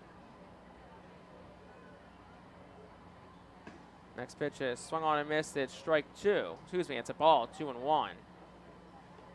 Iser making his 19th start of the year. He's made 13 now at catcher, 5 as a DH this season. He's up in the count, 2-1. The pitch. Swinging a foul tip. It's 2-2. Overall, Iser, 226, 3 home runs, 8 RBI. Last 5 games he's played in, though, he's 385 across those. 2 balls, 2 strikes. Lou's ready. Lou to Iser. That's upstairs for a ball. The count runs full. It's 3-2. Another full count worked by this Phillies offense. C.J. Lou up to 75 pitches tonight. Counts full to Herbert Iser. Here's the pitch. Hit well out towards left center. Anthony rolls over. He comes in along with Corey Rozier, who will make the call on the catch. And that's out number 2. And that'll bring the top of the lineup and Nick Ward up. And look, you got to give credit where credit is due. C.J. Lou, since that first inning, he's looked pretty good. Yeah, I mean, obviously he was getting pounded in that first inning. His defense didn't help him out as well. He could have been out of that inning a lot earlier than that if the defense makes a play. But he has really settled down. He's given up a hit and a walk, and a double play helped wipe out the walk. So here's Nick Ward, 1 for 2 tonight. Singled and scored a run back in the first. Bats with 2 outs in the 4th. Lou will fire home. That's in tight, 1-0. Ward will scurry out of the way of it from the left-handed batter's box. But you mentioned the word, and that's the word I would use to describe C.J. Lou, the workhorse. I mean, he's the guy who's he's taking the ball every 5th day, every 6th day when they've asked him to, making his 24th start this year. Here's the 1-0.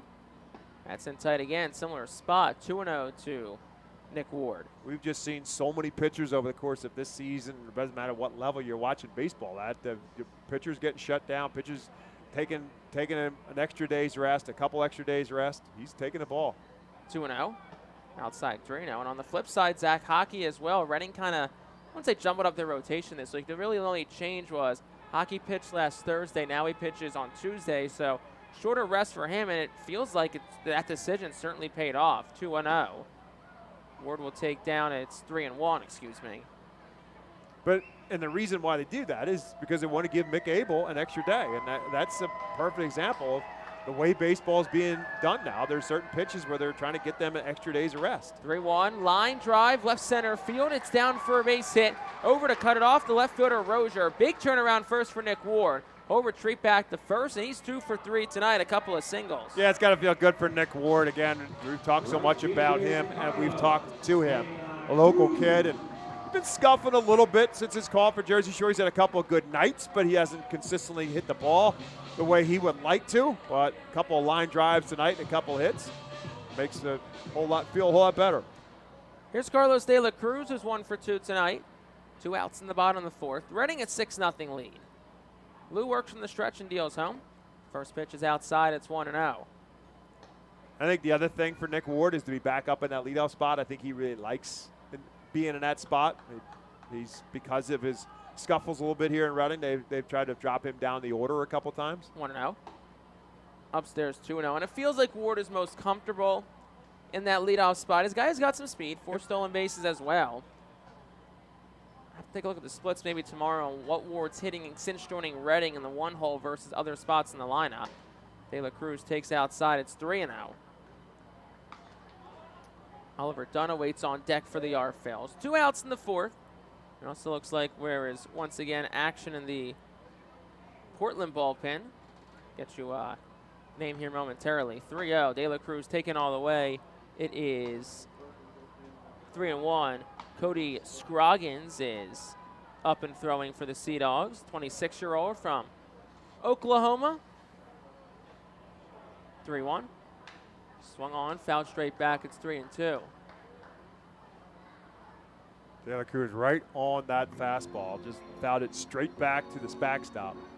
It's usually a pretty good indication that you're on the pitch, just a little bit underneath it. So the count's phone out of De La Cruz, 2 outs in the 4th. Nick Ward will be off and running on the pitch. CJ Liu comes ready.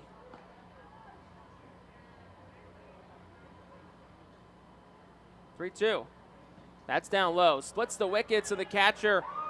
Hickey around second, going towards third is Ward. Holgate there standing up. So De La Cruz walks and Ward goes to second on the walk and then the third on a wild pitch.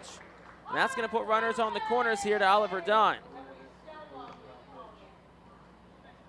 Just looking at CJ Liu before he threw that pitch to De La Cruz, he kind of took a huff and a puff and a second one. Like he almost wanted to try to gear up a little bit more, knowing it's a 3-2 pitch to De La Cruz. He's a good fastball hitter. I got to maybe get a little extra on that fastball, and I think he overthrew it. He bounced it up there, threw it all the way to the backstop, and great hustle by Nick Ward. He didn't jog to second base. He was running to second base, and he just kept on running. So here's Oliver Dunn, but before Dunn can bat, it looks like Chad Epperson's coming out, so it does not appear that CJ Liu is going to pitch to Oliver Dunn. The entire infield along with catcher Nathan Hickey comes in. So we'll see if we get a... He hasn't made the call yet. Yeah, well, he clapped his hands, he took the baseball. Yep, there he goes. And that'll be the night for CJ Liu. Step into your future with the Alvernia University Golden Wolves call to the bullpen. Be back after this with the new pitcher on the R-Phils Radio Network. Join us as we celebrate Reading's Spanish and Latino culture during 12 Friday home games this season. The Savage 61 Fiesta Fridays presented by Tito's Handmade Vodka, High Noon Sun Sips, Catay Law Offices, Suburban Brewing Company, Carl's Cards and Collectibles, Humane Pennsylvania, Star City Boxing, 8-Bit Services, Supportive Concepts, and Affordable Home Care. Fiesta Friday features special Los Luchadores de Reading uniforms, Hispanic and Latino food and music, and other culture elements throughout the ballpark. Get your tickets now by calling 610-370-BALL, online at rphils.com or at the Customers Bank ticket office.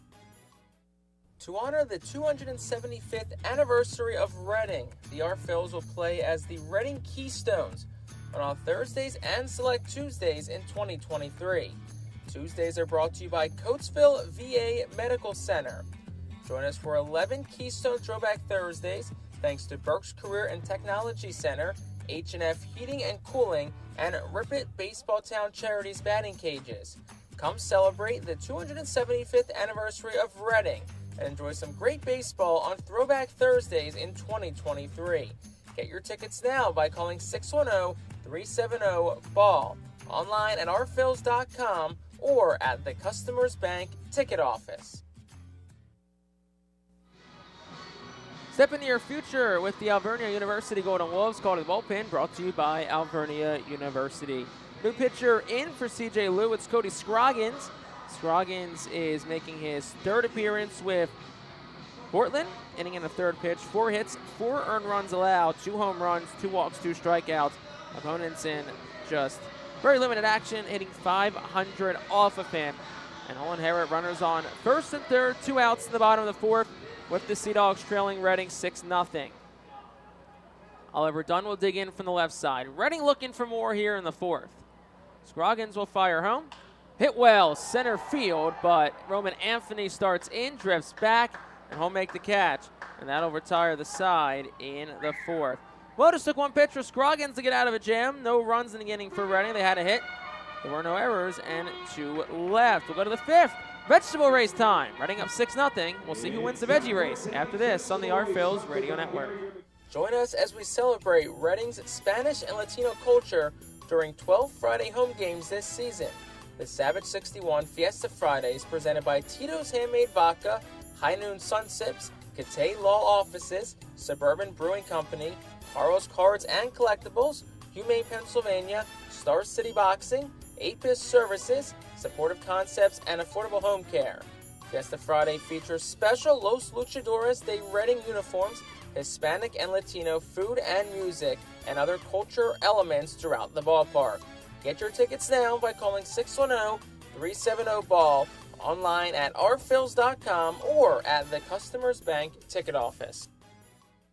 To honor the 275th anniversary of Reading, the Our Phils will play as the Reading Keystones on Thursdays and select Tuesdays in 2023.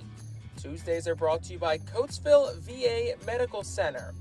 Join us for 11 Keystone Throwback Thursdays thanks to Burke's Career and Technology Center, H&F Heating and Cooling, and Rip It Baseball Town Charities batting cages.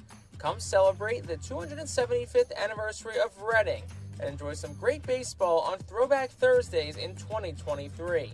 Get your tickets now by calling 610-370-BALL, online at ourphils.com or at the Customers Bank ticket office.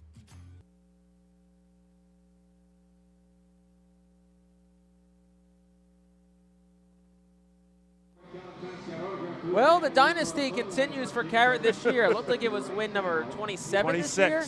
26 for Chase Utley for Carrot this year. So Reading up 6-0, top of the 5th.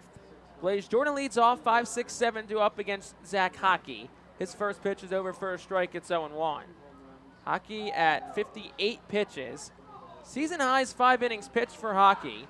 He's done that a boatload of times this year, 5 to be exact. The next pitch is over for a strike, 0-2. But if he can get through this inning quickly, I see no reason why he shouldn't be out for the 6th. Yeah, we don't know whether the Phils are thinking about having him pitch as we talk about the wraparound spot in this series going Tuesday and Sunday. 0-2 is hit softly foul. Sunday currently a TBD. Right, or whether they end up opting to go with more of a bullpen game or not. That could factor into this as to how long they want him to go, but he's pitched a really solid 4 innings so far. No balls, 2 strikes to pitch. That one's cranked in the air towards left center. Lee Sang slides and makes the catch. Excellent job by Marcus Lee Sang to make an impressive catch in center field. He said, Yohan Rojas who? I can cover ground also and makes the catch. And what really helped Marcus Lee on that Sang on that play is the fact he's left-handed because it was going that side. It's his glove hand side, so when he makes the slide, it's literally right at his glove. That's just a good job off the bat. That looks like a line drive that's going to fall in for a base hit. Marcus Lee Sang says, First pitch is a ball to Zach Hockey. It's 1-0. Works up here against Kyle Teal. Drafted out of Virginia this year. Number 4 overall prospect already for the Red Sox. He will take for a strike at the top of the zone, 1-1. 63 pitches now for Zach Hockey. His season high is 94. He did it last week here against New Hampshire just 5 nights ago. Back on August the 31st in a no decision. The next pitch.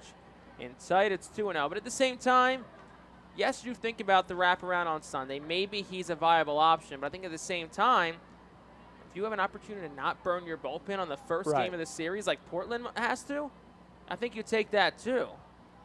2-1 is on the outside corner, 2-2. Plus, he's cruising right now. Right. You have a 6-0 lead. You have some room to work with also. Yeah, because if you don't use if you let him go longer and you don't use your bullpen, then if that's the case, then you just do have a bullpen game on Sunday, and you got some guys that might have a little bit more juice in that bullpen arm. 2-2. That one served foul to the left side. The count stays even at 2.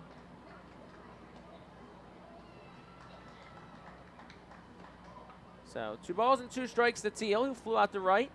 in his first Double-A at-bat. Back in the top half of the second. Hockey Wadil. That one's in on the hands, lifted foul. Count stays 2-2. Hockey's allowed 2 base runners tonight, both via the walk. And the second walk was erased by a 4-6-3 double play last inning, which I totally manifested for what it's worth. Spoke it into If you don't believe, go back to last inning and just listen. Here's the 2-2. That is at the knees, a call, strike 3. The home plate umpire, Willie Traynor, the 4th strikeout tonight for Zach Hockey, the second of the looking variety. And that'll bring Philip Sykes to the plate.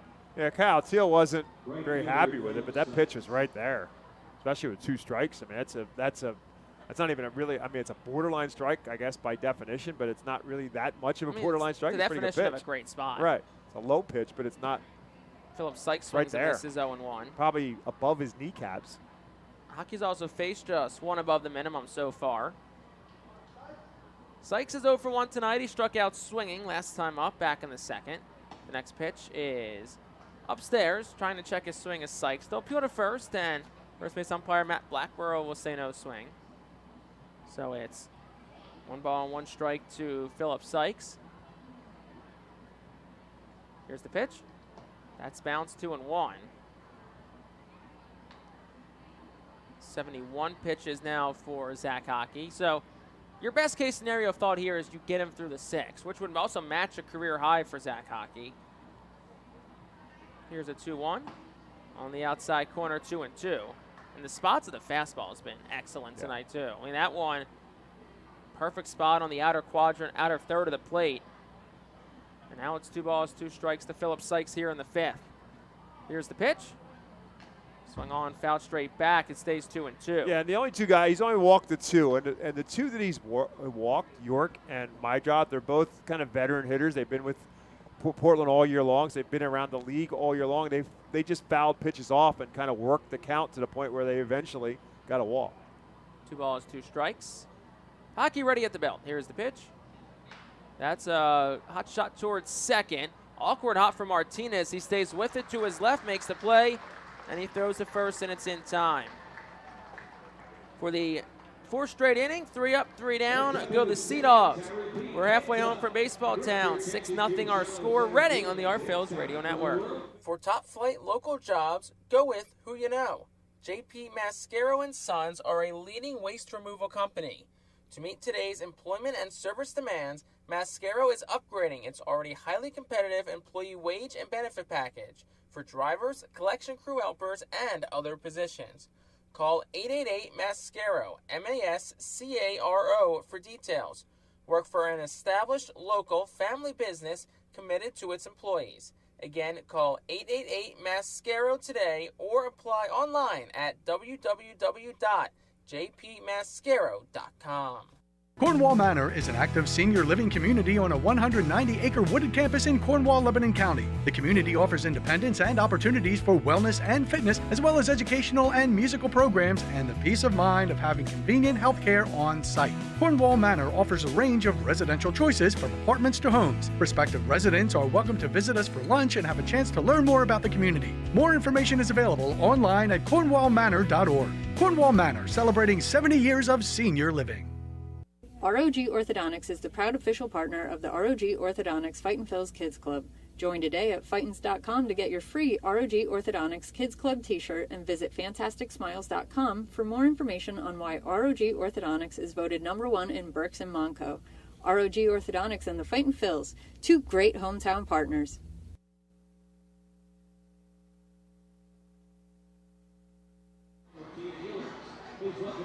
Bottom half of the 5th inning, Reading up 6-0.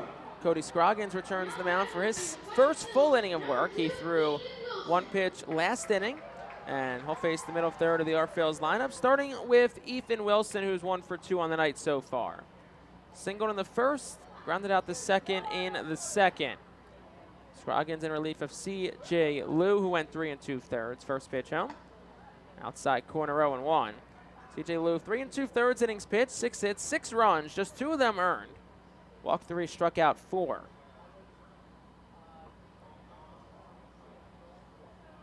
Oh, 1.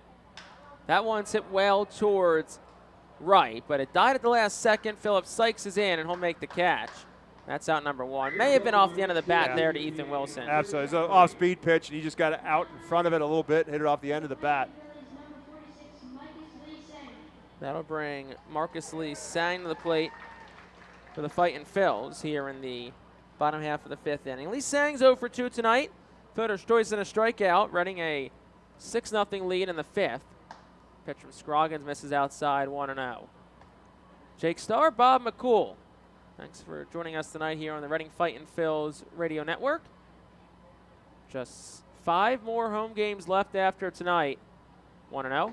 Swing and a miss, 1-1. 11 games left in the season after tonight as well. And you will be making the road trip to Binghamton to call the games. I was going to say 11 more broadcasts left this year before winter is here. The next pitch, swing and a miss, it's 1-2. That's the word in the ballpark. Well, I mean, the way the weather is right now, I think it might still be June. Wow, this is true. But it's going to break by the weekend. That's the hope. 1 ball, 2 strikes. Last week's weather was fantastic. 1-2. And I think everyone, including Marcus Lee Sang, thought that was strike 3. But Willie Traynor says it was a tad inside, and it was, looking at what we got up here. So it's 2 balls and 2 strikes. Swing and a miss, and Marcus Lee Sang goes down on strikes. That's the first strikeout tonight for Cody Scroggins. That'll bring Rickson Wingrove to the plate. But you circle back to C.J. Lou here for a second. You take out that error from McDonough. Absolutely. It's a 2-0 game right now. And Lou's probably still in the game, maybe. And if he gives you 5 innings, 2 runs, that looks a lot better than what it looks like right now. Yeah, there's no doubt about it. That error in that inning not only gave the Phils a run on that play, gave them their 3rd run of the inning, but obviously kept the inning alive. And Pedro Martinez made the most of it by turning it into a 3-run run. So it's 4 extra runs that theoretically should not have scored if his defense makes the plays behind C.J. Lou. First pitch to Wingrove was a strike. The next pitch also a strike at the knees. It's 0-2. Wingrove 0 for 1 tonight, has also walked in his other plate appearance. He's done a good job working walks in his time with Reading. He certainly got on base. Looking to pick up some more base hits, the 0-2. That's outside, a ball and 2 strikes to Rickson Wingrove.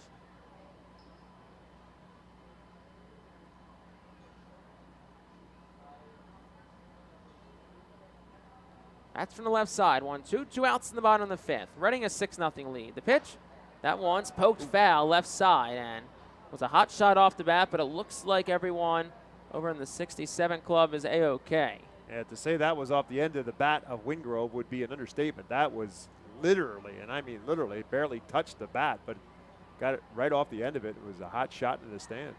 1-2. Swing and a miss, and Wingrove goes down on strikes. 2 strikeouts and a clean 1-2-3 inning for Cody Scroggins. No runs, no hits.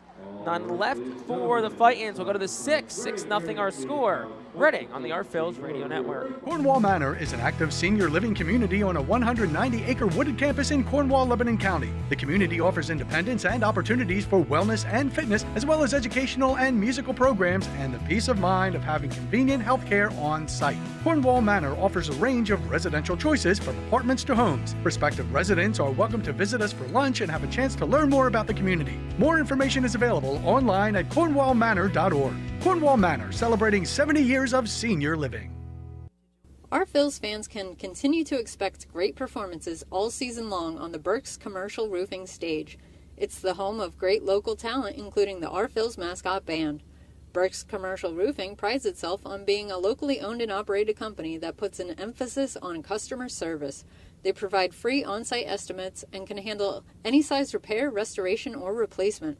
Visit burkscommercialroofing.com or call 610-717-3949 for more information. And don't forget to sit back, relax, and enjoy the show at the Burke's Commercial Roofing stage at America's Classic Ballpark. To enjoy a perfectly crafted 1893 from the makers of Pepsi Cola, you must first appreciate its carefully selected ingredients. A dash of cola nut extract, a hint of real sugar, a splash of sparkling water, and a generous amount of attractive spokesperson. Trust me, I'm gorgeous. Cheers to 1893 boldly blended colas, a delicious balancing act of premium ingredients from the makers of Pepsi Cola.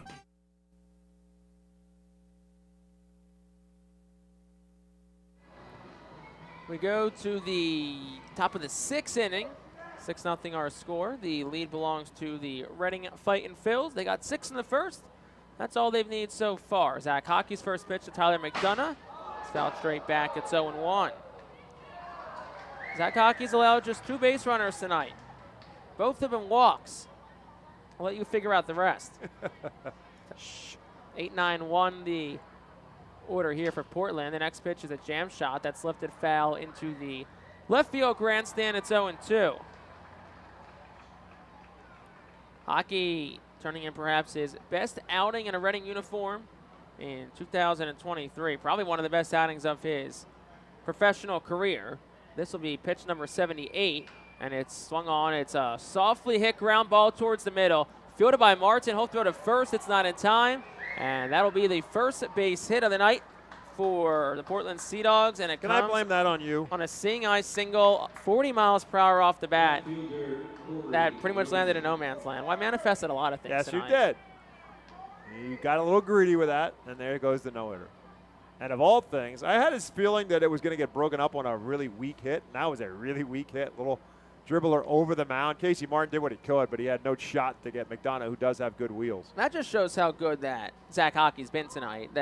That's the first hit of the night. It was not a hard. I don't think Portland's hit really anything hard tonight. No, I was just going to say, I mean, it's not like the Phils.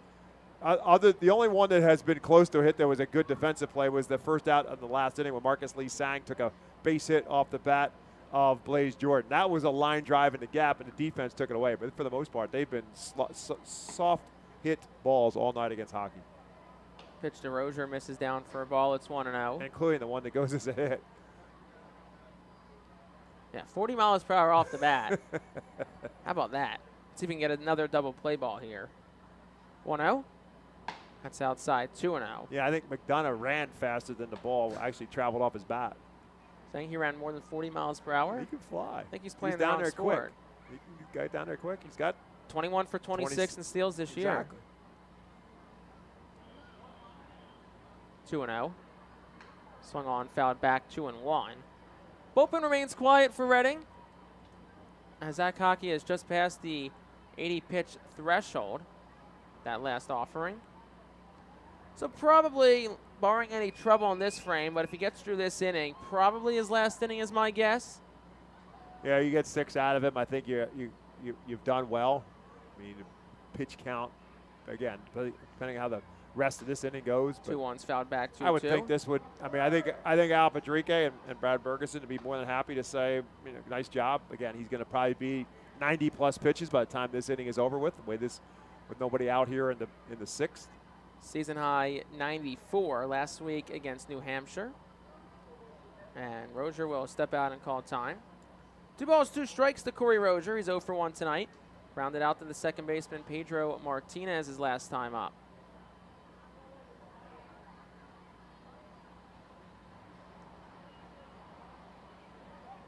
Hockey ready at the belt. Here's the pitch. That one's lifted in the air behind home plate, foul. Herbert eyes are off with the mask, and he'll watch it go out of play, foul. It's like it landed on someone's backpack. About 5 rows deep. Hopefully nothing of value in that backpack.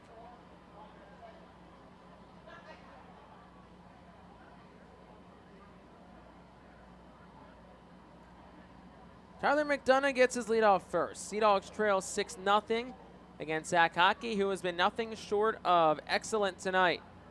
He's ready at the belt. 2-2. That one's lifted foul. That was on a decent trajectory towards us, but it shoots over the stanchion. The stanchion that has probably cost us 5, 10 hot dog catches this year. I was going to say it cost us probably about 3 or 4 baseballs and at least, I'd say a good 7 or 8 hot dogs. 2 balls, 2 strikes, and no outs to Corey Rozier. The pitch. That one's in on the hands of jam shot. Out towards shallow right. Pedro Martinez out. De La Cruz in. Martinez will make the call on the catch for out number 1. A really nice job, Bob, by Martinez to get out, reposition himself to where he can make it a pretty routine catch. Yeah, it was in the air for a long time, but De La Cruz had a long run to get there, and Martinez obviously just got there and got himself in a better position quicker, and I think probably kind of called off Carlos, and Carlos is more than willing to let Martinez make the catch. It's a good job. It's a long way to get there, and the ball was in the air for a long time. You got to make sure somebody makes the catch. So here's Roman Anthony. First pitch, outside for a ball, 1-0. Anthony 0 for 2 tonight, and this is first Double-A game. The Red Sox #2 prospect still looking for his first Double-A hit. A belt in his third at-bat. 1-0. That one's lifted in the air well out towards right center. Lee Sang back. He'll have room out in front of the track. He'll make the catch. And that's out number 2. Again, that's more of what we're talking about with Zach Hockey. These guys are just not getting good wood on the ball, or enough of it. Roman Anthony hit it well, but plenty for the ballpark to hold it on. Nobody's really hitting the ball crisp and with a lot of authority off of Zach Hockey, and that's just a tribute to him keeping batters off balance. 2 outs in the inning for Nick York. First pitch is upstairs for a ball. It's 1-0. Hockey now at 5 2/3 innings. That will set a new season high for him. And he's 1 out away from matching a career high for the 4th time in his career in innings pitched. Last came on June 18th of 2021. That's down for a ball, 2-1. Phil's got Keelan Kilgore up, and he's up right now in a just-in-case mode. And more than likely will eventually start to get ready for the 7th, and ideally. Perhaps, and best case scenario, 7th and 8th, you'd have to think. 2 balls, no strikes to Nick York. The pitch. That's upstairs, 3-0. Obviously, the less of your bullpen you use in game 1 of the 6-game series, the better. And also, on a hot, sticky night, the less guys you get up and have to get warmed up in the bullpen, the better. 3-0. That's outside, ball 4. 2-out walk issued to Nick York. Second walk tonight to him. Brad Bergeson will come out. And you almost wonder if, not speculating, of course, but maybe part of the strategy is to kind of be careful of a guy like Nick York, who is one of the better hitters on this Portland team this year. I mean, 275, 13 home runs. He's driven in 61. That does lead the Sea Dogs. So it doesn't hurt, especially in a 6-0 game, to be a little careful. Right. I mean, make somebody else beat you. There's nothing wrong with that strategy, and especially in a 6-run game. And again, this could be the last guy for Hockey, because you got a couple left-handers coming up in the next couple hitters, with Nathan Hickey being the on-deck circle. If Kilgore is probably loose in the bullpen, that also could have something to do with this, just to give Kilgore a little bit extra time in the event if Mydroth gets on base. It could be the end of the night for Zach Hockey. Maybe it's a case of, hey, it's your last batter. You've been great tonight. Right. Give it all you got here. So runners on first and second. McDonough on second, the first Sea Dog to reach scoring position so far tonight. And Chase Mydroth will dig in, but first Herbert Iser will ask for time from home plate umpire Willie Traynor. Now he'll dig on in. Mydroth, a walk and a fly out tonight. First pitch is just down for a ball. It's 1-0. Mydroth overall a 245 hitter this year. 292 though when runners are in scoring position. So certainly does his best work when guys are on second and or third. The 1-0. That's swung on, fouled back. It's 1-1. It's a good spot from Zach Hockey, and he gets a strike. 92 pitches for Zach Hockey tonight. So it certainly erased any doubt of whether his night's over after this inning. And we think might be his last batter regardless. Here to chase Mydroth. 1-1. Lifted in the air out towards shallow center. Martin goes out. Lee Sang in. The center fielder makes the catch. And that will retire the side in the 6th. No runs on a hit, 2 left for the Sea Dogs, and that's it for Zach Hockey. Oh boy, what a night it was for him. We'll go to the bottom of the 6th, running up 6-0 on the Our Phil's Radio Network. The Reading Fightin Phillies are proud to partner with Berks County Mental Health and Disabilities Program. Together, we are striking out the stigma in order to raise community awareness about mental illness and suicide prevention with 3 simple words. Are you okay? The help is to begin a conversation to show Berks County that we care. Suicide hurts and affects everyone, but help is here. We will work together to help raise awareness about suicide and identify what we can do as a community to prevent it. People in need of assistance and support should call Crisis Intervention at 610-379-2007. Spend some quality time with the family by taking them out to the ball game every Sunday home game at FirstEnergy Stadium. Sundays are Berks Packing Sunday Family Fun Days, presented by Golden Oaks Golf Club, PA Army National Guard, Culligan Water, Aspen Home Improvements, and Rip It Baseball Town Charities batting cages. Get 4 tickets, 4 hot dogs, and 4 sodas for only $56 when purchased in advance. Join us for Berks Packing Sunday Family Fun Days at all Sunday home games all season long at FirstEnergy Stadium. Looking for the place to have the ultimate family fun at the Fightin Phil's game? Look no further than Capital Blue Cross Funland. Capital Blue Cross Funland features the most exciting games and entertainment at the ballpark, including speed pitch, mini golf, ring toss and peach basket toss, mascot autograph booth, a bounce house, and the incredible giant inflatable slide. Bring your family to all the fun at their next Our Phil's game at Capital Blue Cross Funland. Bottom of the 6th inning, Casey Martin, the new batter. Well, not the new batter, the leadoff batter for the Fightin Phils in this frame. They lead 6-0. They got all 6 in the first, and it's pretty much been smooth sailing since. You know, knock on wood. Hopefully that's the case for the next 3+ innings. And we're going to start with a pitch timer violation on, it looks like Casey Martin, who looks to be confused. So it's no balls and 1 strike. And it looked like Martin was in the box. So I'm a little surprised that Willie Traynor dinged him for 1 there, but see if he can make it not matter. Now he's all of a sudden in an 0-2 hole. Casey's not happy. He's going to call time now. He's take his helmet off. I mean, essentially, if you're Casey Martin right now, you just walked up to the batter's box, and all of a sudden, before you know what hit you, you're 0-2. 31st pitch clock violation by Reading this year. First since August of 26 when Jordy Martinez had 1 on the mound. The first by a batter since Pedro Martinez back on August the 22nd. Martin will fight it back foul. It stays 0-2. Also action in the Reading bullpen. McKinley Moore up and throwing. Moore, who was activated off the injured list today. So looks like he'll get an opportunity to pitch the 7th. 0-2. Martin will drill 1, but it hangs up towards center to Roman Anthony. And he'll make the catch.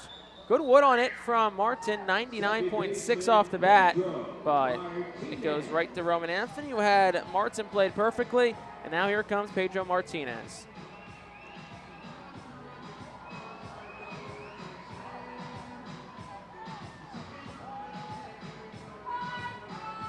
Pedro's 1 for 2 tonight. Hit a big 3-run home run off C.J. Liu. His first time up. He takes the first pitch here from Cody Scroggins down for a ball. It's 1-0. Martinez did strike out last time up against C.J. Liu. 1-0. That's down 2-0. Home run for Martinez, his 4th of the year. Was his first in a month, August 3rd at Hartford, the last time he went yard. And now he's up in the count, 2 balls, no strikes. Scroggins ready at the belt, deals home. Down the chute for a strike, it's 2-1. Martinez was 2 for 9 last week. Hit a double on Sunday in a 1 for 4 performance, and a loss to the New Hampshire Fisher Cats. 2-1. That's fouled straight back, 2-2. New Hampshire, who continued their road trip down to Bowie, Maryland. They began a 6-game series with the Bay Sox tonight. The now Jackson Holiday-less Bowie Bay Sox. As he earned himself a promotion to AAA Norfolk. He's 19 years old. He was drafted last year, and he's already in AAA. 2-2. That's upstairs, 3-2. They will appeal to third as Martinez held up, says umpire at third, Denver Dangerfield. Also, other news around the Eastern League. because we were talking earlier about managing pitching and especially top prospect pitching. Altoona Curve pitcher and Pirates top prospect Paul Skeens, 3-2, is chopped on the ground to the left side. Over to it is Mydroff. He dives, throws to first. It's not in time. That's going to be an infield base hit for Pedro Martinez, and that'll bring Herbert Iser to the plate. But Paul Skeens got placed on the development list, in essence shut down by the Pirates. They said, we're happy with what we've seen from him this week, last couple of weeks, and we'll kind of start the process of getting him ready for 2024. Probably starts next year in Altoona unless he has a really, really good spring. Yeah, depending on what he does, obviously, in spring, but not so good for the good folks in Altoona who want to get a chance to see him pitch. But first pitch to Iser is fouled straight back, and that was on trajectory to us. But another base hit for Pedro Martinez. It's good to see him get some hits the other way at times in that left-hand spot. Pedro can get a little pull happy at times, and he does obviously hit the home run that was pulled to right field, but that one to the right of the shortstop, Mydroth had no shot to get Pedro Martinez coming back up off his knees. 0-1 to Iser. Here's the pitch. Lifted in the air out towards shallow left. Going towards the line is McDonough, the third baseman. He'll drift in the foul territory, and the third baseman makes the catch. That's out number 2. It was Altoona put out on social media their rotation for the week, featuring, of course, Paul Skeens on Thursday night. Want to promote that. So you're all excited for that, and then Pirates say, all right, you know what? We're happy with what we've seen so far. Going to shut him down. I mean, look, he only got 2 weeks left in the season. And remember, he pitched a lot this year. Right, that's the thing. Into the College World Series, won a college. He pitched in the late June. So right. You can't think about what he's obviously done just since he was drafted in the minor leagues. It's how much back. Wear and tear is on that arm. And he's a guy that was a two-way also. I mean, he at Air Force he pitched and caught. So there's probably a good amount of wear and tear on his body just in the last 3 years collegiately. So he said his focus will be pitching. He's not going to go the Shohei route, at least for now. Runner takes off. 0-1 is down for a ball. The throw from Hickey is on the third base side of the bag, so Martinez will get stolen base number 7 this year. Stolen base number 3 on the night for the Phils, who are running happy tonight. It will be interesting to see because we anticipate that tomorrow the new guy that we've been talking about, one of the new guys, Kyle Teal, who's a catcher, and is rated really high in his catching ability with his throwing arm. How the Phils react when he is behind the plate, probably beginning tomorrow night. 1 ball, 1 strike to Nick Ward. The pitch. That's a ground ball down the first base line. Diving stop from Blaze Jordan. He'll shoot to his feet, flip it to Scroggins, who's covering the bag. And it's a very nice 3-1 put out from Blaze Jordan and Cody Scroggins to retire the side in the 6th. No runs on a hit, no errors, 1 left for the Fightin' Phils. 2/3 the way home from Baseball Town. 6-0 Reading on the Our Phils Radio Network. Are you looking for a reliable food distributor to meet all your culinary needs? Look no further than our trusted team at Feaser's Food Distributors. For over 120 years, our products have been sourced from the best farms and suppliers, ensuring that you get the best ingredients for your restaurant or organization. From fresh produce to premium meats, Feaser's supplies everything but the appetite. Visit Feasers.com today to experience the difference in working with a top-tier, family-owned food distributor. Feaser's, your partner for success in the kitchen. Looking for a fast and hassle-free way to get your snacks and non-perishable groceries? Look no further than FeasersDirect.com. With just a few clicks, discover the convenience of having your culinary essentials ready for a pickup at our headquarters in Harrisburg. Empowering communities one relationship at a time is our commitment at Tompkins. Our customers have thrived thanks to our focus on local lending and their commitment to the customers they serve. They do a great job, everything for us from our banking, our insurance, to our wealth management. Tompkins has always been there for us. We see a long relationship with Tompkins. They're good people. Tompkins, banking, insurance, wealth. Member FDIC Equal Housing Lender. Investment and insurance products are not FDIC insured, not bank guaranteed, and may lose value. Be the first to know everything about your Red and Fightin' Phils by signing up for the Baseball Town Insider email newsletter. Once you become a Baseball Town Insider, you will receive breaking news about Fightin's promotions, including giveaways and guest appearances, special events, exclusive offers, and discounts on tickets and merchandise, just for being a Baseball Town Insider. Visit Fightins.com to sign up for this free email newsletter. Baseball Town Insider. Stay in the loop and become a member today. Top of the 7th inning, our score Reading 6, Portland nothing. It's been an impressive night for Zach Hockey. Now it's McKinley Moore, and here to tell you all about it, it's Bob McCool. McKinley Moore just got called for a pitch clock violation. So take it away. Delay coming out of the bullpen. Our Alvernia University Golden Wolves call the bullpen for McKinley Moore. Committed a 6-0 Fightin's lead. Top half of the 7th inning, Nathan Hickey, first one to face McKinley Moore. As Jake said, just activated off the injured list. And the first pitch from McKinley Moore is outside, so it's now 2-0 with the pitch clock violation. Nathan Hickey 0 for 2 on the night. Infield pop up and hit him a double play. Moore, the right-hander, 6'6", 225.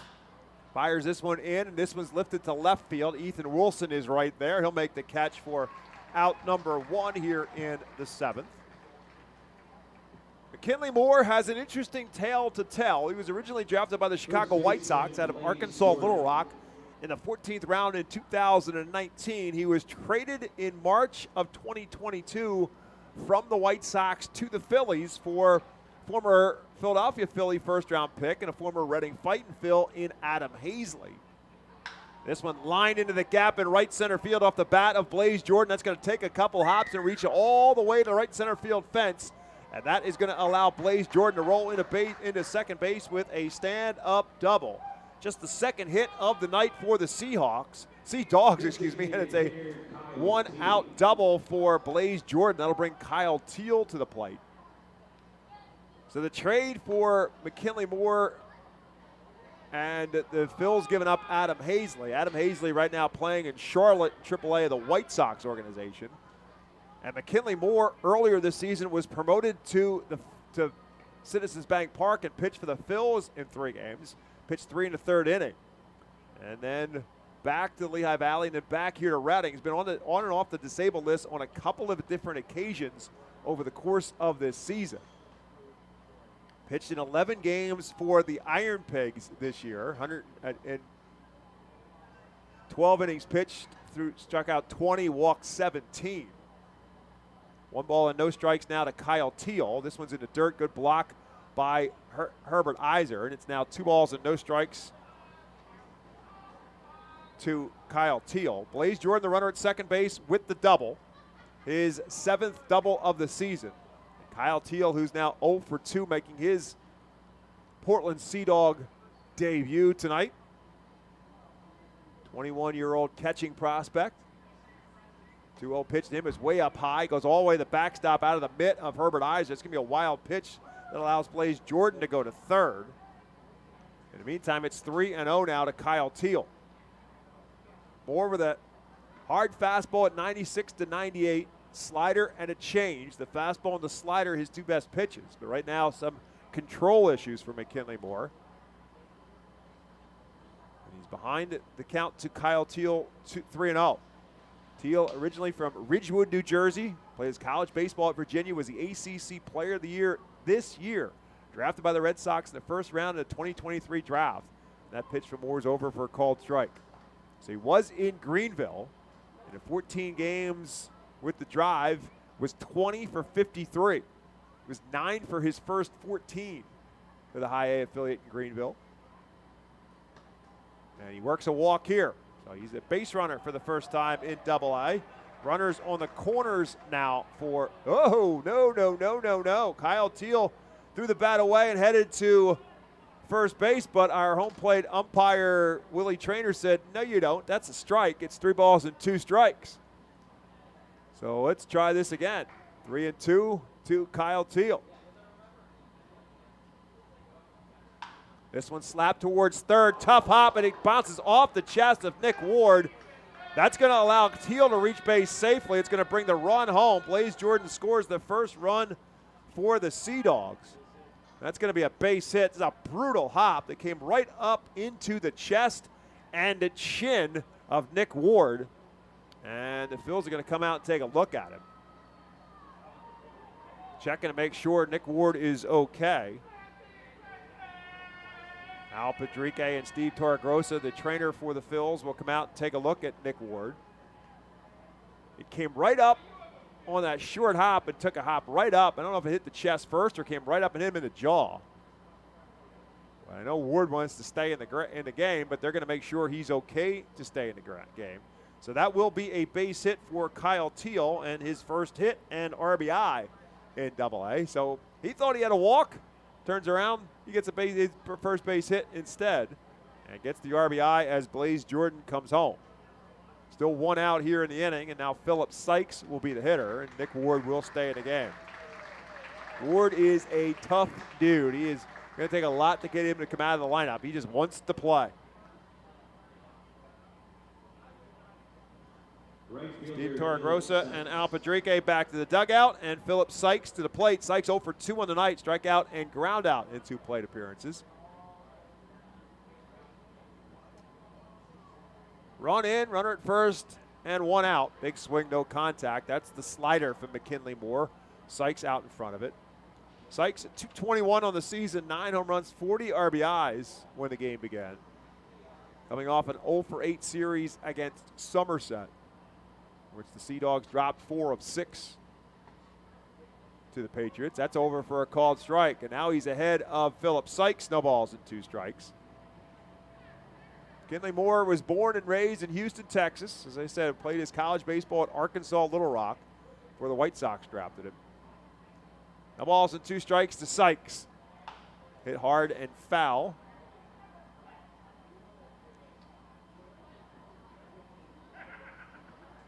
Sykes, an 18th round draft pick of the Red Sox in 2021. If you look at the Sea Dog roster, a lot of guys drafted anywhere from 20 to 22 on this roster, and even 23 in the case of Kyle Teal, as Sykes fouls this one out of play. Sykes began the season as number 30 on the Boston Red Sox top 30 prospect list, now 24 years of age, out of Texas Christian University.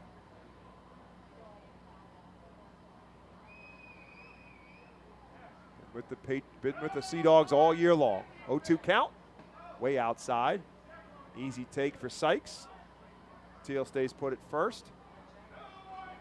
Now 1 ball and 2 strikes to Philip Sykes.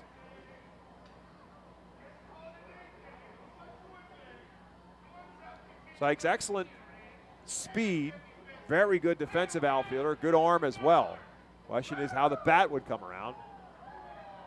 This one ripped, but way foul, and headed to the Cartech parking lot. The count stays 1-2. And so far, Sykes has been kind of right about that. Stolen bases are great, among the league leaders in stolen bases, but only hitting .221 when the game began.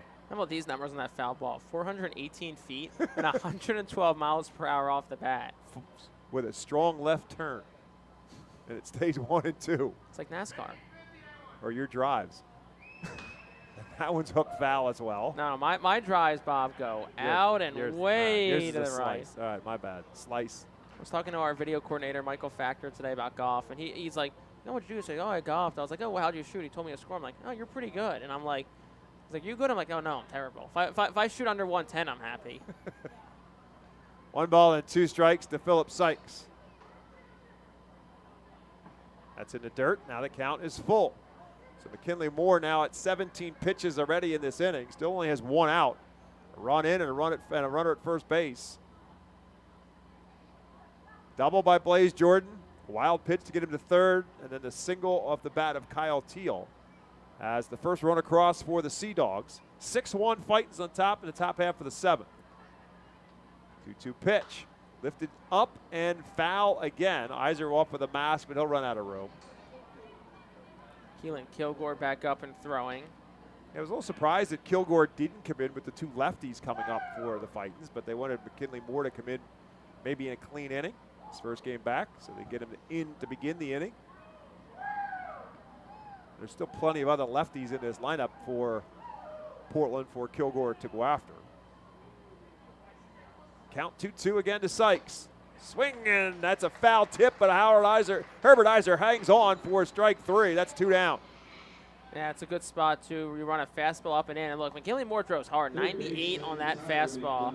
And when you see it coming inside of that speed, you pretty much got to get really defensive and protect, and that's what Sykes did. So if you can get McDonough here, probably his last batter, you got back-to-back lefties on deck with the lefty throwing, so we'll see what they do, but could be. McDonough, the switch hitter, batting left, and he rolls the first pitch towards second. Pedro Martinez charges and flips in time for the third and final out here in the 7th. Sea Dogs finally get a run across. They do it on 2 hits. They leave 1. We head to the 7th inning stretch in Baseball Town. It's now Reading 6, Portland 1. Nursing home neglect is a serious problem. If you or a loved one has suffered from bed sores obtained in a nursing home or a fall down in a nursing home resulting in a fracture, our friends at Swartz-Culleton can help. Call the attorneys at Swartz-Culleton for a free consultation. Their phone number is 1-800-JUSTICE. That's 1-800-587-8423. Once again, call 1-800-JUSTICE today. Swartz-Culleton is a proud sponsor of the Reading Fightin' Phils. International Fireworks is the official fireworks provider of the Phillies. International Fireworks shoots every fireworks show throughout the season, including 8 Mega Blast fireworks shows. International Fireworks also provides the pregame fireworks after the national anthem at each game. International Fireworks has a nearby retail store in Douglasville, Pennsylvania, where you can purchase all of your fireworks. Visit fireworksareus.com for more information about the International Fireworks retail store in Douglasville. Thanks again to International Fireworks, the official fireworks provider of the Phillies. There's a weekend in July where the baseball world revolves around a village in upstate New York. Baseball Hall of Fame induction weekend in Cooperstown is an unforgettable experience filled with family-friendly activities and priceless moments. Make your plans today for July 21st through the 24th for the induction of Fred McGriff and Scott Rowland as the class of 2023. Visit baseballhall.org today for the entire schedule. See you in Cooperstown, where the journey becomes legend. The Alberta University Golden Wolves called to the bullpen will bring in right-hander Christopher Troy for the Portland Sea Dogs. Troy, 6'4", 225-pound right-hander, making his 21st appearance for the Sea Dogs. 0-0 with a 4.68 earned run average. 25 innings pitched. He struck out 39. He's walked 22. Has not surrendered a home run. As Carlos De La Cruz leads off. I'd throw that out there. Since De La Cruz got this scoring started for the Phils with a 2-run home run back in the first. He's also struck out and walked in 3 plate appearances. So officially, Carlos is 1 for 2 with his 23rd home run, 61st and 62nd RBIs of the season. First pitch from Christopher Troy is low for a ball. And the second is also low. It's 2-0. This bottom half of the 7th inning presented to you by Swartz-Culleton, PC, representing injury victims in Pennsylvania and New Jersey. If you've been injured, call 1-800-JUSTICE today. 2 balls and no strikes to Carlos De La Cruz. This one hit hard, right side of the infield. Chase Mydroth ranges to his right. The shortstop, long throw in the dirt. Dug out nicely by Blaze Jordan. And Carlos De La Cruz is retired for out number 1 here in the 7th. Chris Troy, Reading didn't see last time Portland was here. They did see him back in late June. Troy was on the 7-day injury list from July the 8th to July the 21st. So a very brief stint, but all in all, it's been a pretty solid season for Chris Troy as he split it between High A Greenville, where he was really good, 1.96 ERA, and now his 21st game with AA Portland. I'll bring up Oliver Dunn. Dunn's been on base twice in this game. Walked and scored a run in that 6-run first inning for the Fights. Also singled in the second, flew out to center field, so 1 for 2 on the night with a run scored. 1 run on 3 hits and an error for Portland. 6 runs and 7 hits. No errors for the Fightins. Fightins putting all 6 of them up in the first inning. And now it's 2 balls and no strikes to Oliver Dunn. With 1 out here in the 7th, Ethan Wilson in the on-deck circle. Reading has Keelan Kilgore up and throwing. See if it's a 1-inning thing or maybe you try and get 2 out of him. And that's over for a strike to Dunn. It's now 2-1 to Oliver Dunn. You rhyme it. 2-1 to Oliver Dunn. That's right. It's like your Dr. Seuss. The next pitch is a ball. I'll do it again. It's going to be 3-1. It's 3-1 to Oliver Dunn. Red fish, blue fish, 1 fish, 2 fish. Might be the last book I read. 3 balls and a strike to Oliver Dunn. This one lifted down the third base line in foul territory. Tyler McDonough will give it a chase, but it'll run out of room as it reaches into the third base grandstands. 3 balls and 2 strikes now to Oliver Dunn. Saying you're not a big book guy? Just saying.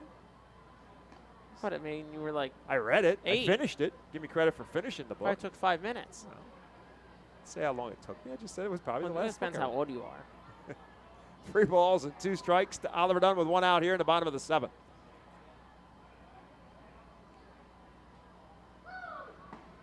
That's it. That's on the inside corner for a call, strike 3. Dunn didn't think so. He'll have some words for home plate umpire Willie Trainer as he heads back to the dugout as strikeout victim number 1 and out number 2 here in the 7th. Yeah, very borderline pitch to Oliver Dunn. Maybe it just got a smidge of the inside black of the plate, but if it got the plate, it wasn't by much. That'll bring Ethan Wilson to the plate. Wilson 1 for 3 on the night. Got one of 4 hits for the Phils in that first inning. Was one very costly error as well. A couple of home runs, a 2-run home run by De La Cruz, a 3-run home run by Pedro Martinez, excuse me. 1-0 to Ethan Wilson. Big swing, no contact as he chased a fastball way out of the strike zone. Now it's 1-1. I'm making it easy name-wise. We had Hickey and Hockey, Martin and Martinez. Christopher Troy with the pitch. Wilson beats it foul. Good thing our names were easily distinguishable. Correct. And hard to mispronounce. That's true.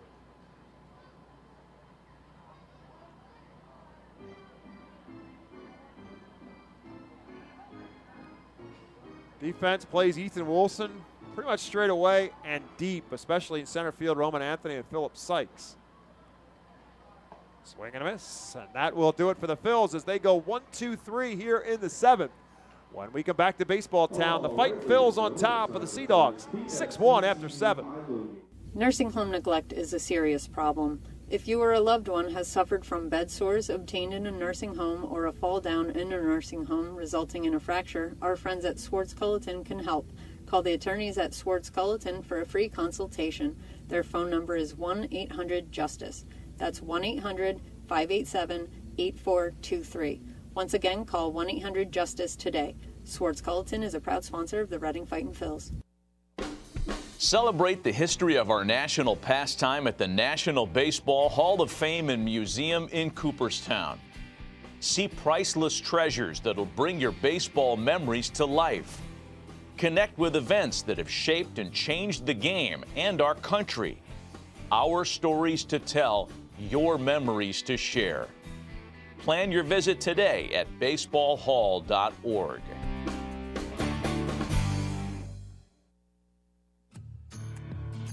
The Reading Fightin' Phils birthday package is the best way to celebrate a birthday. Whether you're a youngster or an adult, there's no better birthday than a Fightin' Phils birthday. The Fightin' Fan birthday package is customizable for fans of any age and starts at just $130. Base packages include 10 general admission tickets to a Fightin's home game, an autographed baseball, and a VIP reserved parking spot. Fans can also add a wide variety of experiences and options to make sure your favorite Fightin's fan's birthday is a grand slam.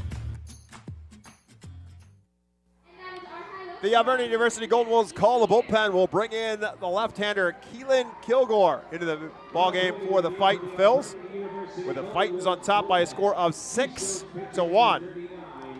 Keelan Kilgore making his team and now Eastern League leading 44th appearance, 3-2, a 4.83 ERA, 63 punch-outs, 25 base on balls across 50 and 1/3 innings pitched.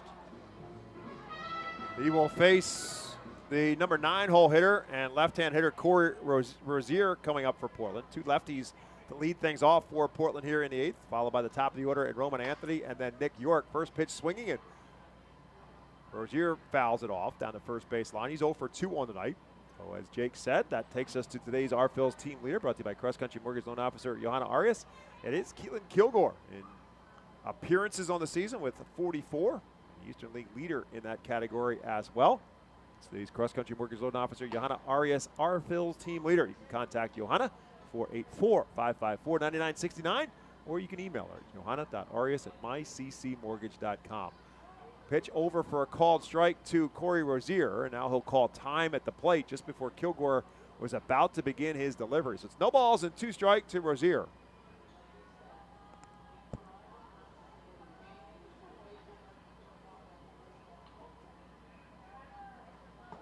And that's low and away for a ball. Here's some news for you. Bryce Harper shaved. He shaved? Like clean shaven. Look at this. Wow. Looks like he's 19 years He old does. again. The hair's a bit longer than it was when he was 19, but the face looks 10 years younger. And to do it in the middle of a road trip, that's a little unusual, too. That one's over for a called strike 3 as Corey Rozier is out on strikes looking for out number 1 here in the 8th. I mean, after a red-hot July, Harper has been scuffling a bit not July, August. It's September now. After a red-hot August, Harper's been scuffling some here in early September. So, you know what? Change the vibes, change the juju a little bit. And then grow a playoff beard like he's a hockey player. Yeah, exactly. A Zach hockey. Zach hockey. It's like Wheel of Fortune, the before and after category. I think that's the right category where it's, you know what I mean. Bring Roman Anthony to the plate. And first pitch from Rozier to the left-hand hitting Roman Anthony is over for a called strike. Anthony 0 for 3 in his Double-A debut, and just 19 years of age. Drafted last year by the Red Sox out of Stoneman Douglas High School in Florida.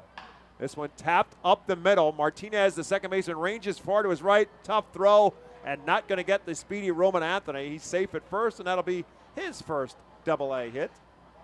So both the two call-ups, Kyle Teal and Roman Anthony, both get their first hits of Double-A tonight. They both are infield singles, but Anthony is on first base now with 1 out, and Nick York at the plate. Yeah, I mean, he hit it hard, 103 off the bat. So it's not one of those where it's like, oh, it's an infield single, he hit in the right spot. No, he hit it hard in a good spot, and you forced Martinez, who's had a really good night defensively, to make a tough play. And, you know, at least he got to it and gave himself a fighter's chance. They'll bring up Nick York, who's walked twice in 3 plate appearances. This one to left side, tough hop again. Nick Ward can't handle it. It rolls into shallow left field. Anthony's going to roll around second and head to third base. Now the Sea Dogs have runners at the corners and still only 1 out here in the 8th inning. Yeah, it's been a tough going for Nick Ward these last couple of innings. There's a couple of really tough ground balls that have taken some really, really tough hops on him. I know he was a little frustrated at that, but it's still one of those plays where there's not really much you can do on it. If you make the play, it's a great play. Probably more frustrated than not that he just didn't knock it down and it kicked away from him, thus allowing Anthony to get from first to third as opposed to just up to second on the play. So now the Sea Dogs will bring Chase Mydroth to the plate. Runners at the corners, still only 1 out. A 5-run Fightin' Phil's lead. Kilgore's first pitch to Mydroth just misses inside, and it's ball 1. Mydroth on the night, 0 for 2 with a walk.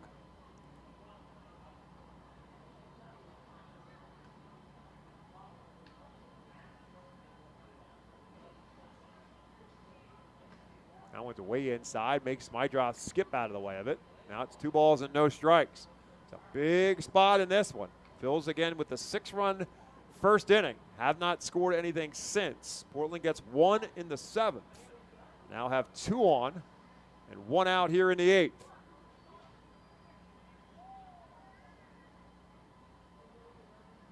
That's way outside. It's 3-0. Would think that my job probably has a green light here. I would think so only because Chad Epperson didn't even make eye contact with him at third base. So it's 3-0 to my job. And that's there at the letters for a called strike 1. My drop, 246 batting average on the season, 6 home runs, 40 RBIs.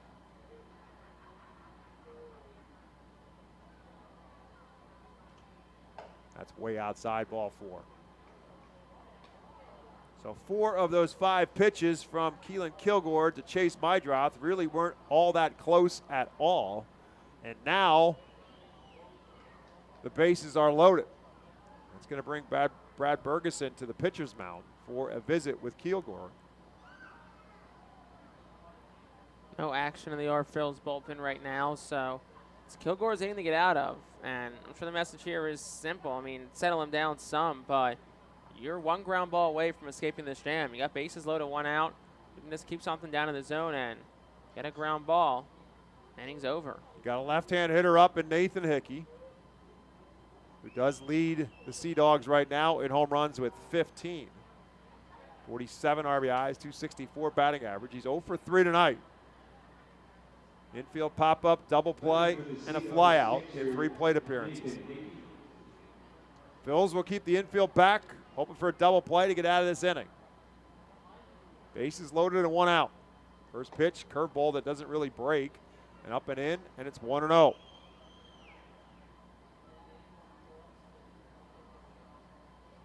Right now, the pitches from Kilgore have been easy takes for the hitter.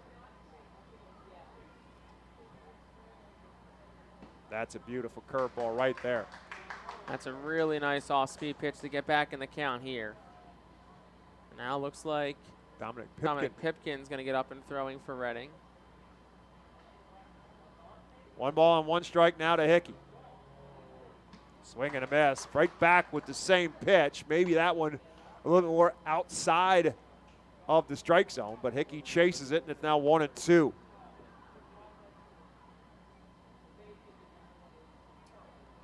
Hickey with excellent power.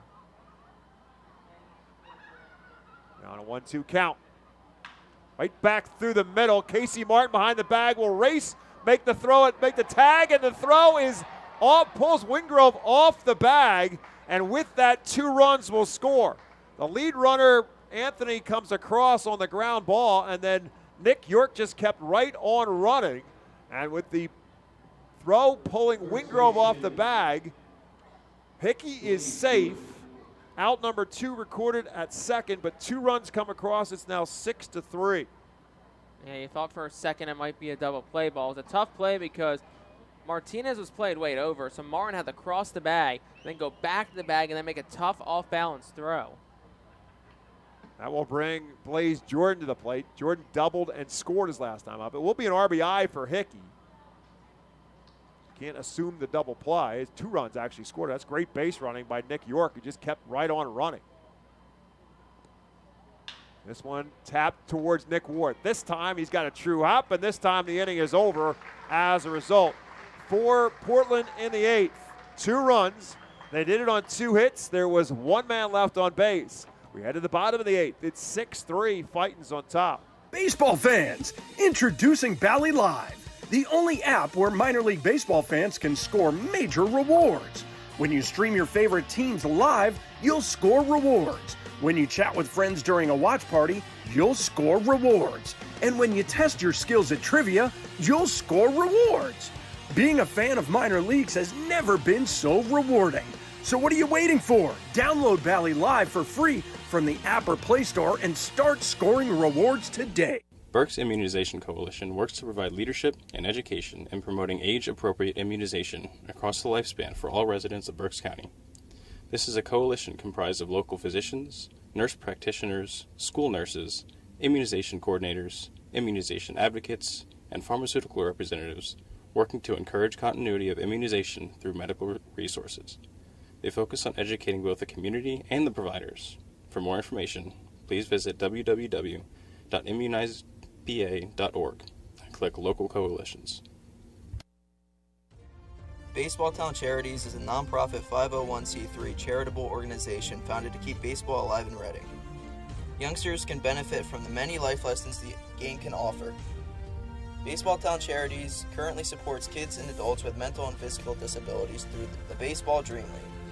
Baseball Town Charities also supports inner-city baseball development through the Rip It for Life program, which provides growth both on and off the baseball field. For more information, please visit baseballtown.org. Christopher Troy back out for the Sea Dogs here in the 8th. Insurance time for the Fightins. They still lead this one 6-3. Again, the 6th spot in the first has the Fightins in control of this one, but the Sea Dogs chipping away. 1 in the 7th and 2 in the 8th. And that'll have Marcus Lee Sang leading off for the Fightins here in the 8th. Marcus Lee Sang safe on a fielder's choice and a couple of strikeouts in 3 plate appearances. A left-handed hitter taking first pitch from Christopher Troy over for a called strike 1. Troy came in to pitch the 7th. Worked his way through a 1-2-3 7th inning, including a couple of strikeouts. Rickson Wingrove and Casey Martin due up for the Phils here in this 8th inning. Big swing, no contact again from Marcus Lee Sang, and he's quickly behind, no balls and 2 strikes. Ryan Kirkering up in the Phils bullpen. He likely looks like he'll get the 9th. Here's a high chopper up the middle. Mydroth has to wait on it and still gets it there in time to get Lee Sang at first base for out number 1. Nice job by Mydroth. Just sits back and he trusts his arm. If he attacks that ball, it probably makes it a tougher play. He knows his arm. He knows the runner he's got. It's a fast runner. He's able to rifle a throw across. And my job kind of got pushed into playing a lot more third this year because of the presence of Marcelo Meyer, who is a shortstop of the future, the Red Sox hope. And so he kind of got pushed to third, now back to playing short with Meyer on the disabled list as Rickson Wingrove fouls one out of play. Wingrove 0 for 2 on the night. He's sandwiched a walk in between a couple of strikeouts. Wingrove now 1 for 10 since his call up from Jersey Shore. Big swing, and again, no contact from Wingrove. And he's quickly in a no balls and 2 strike hole.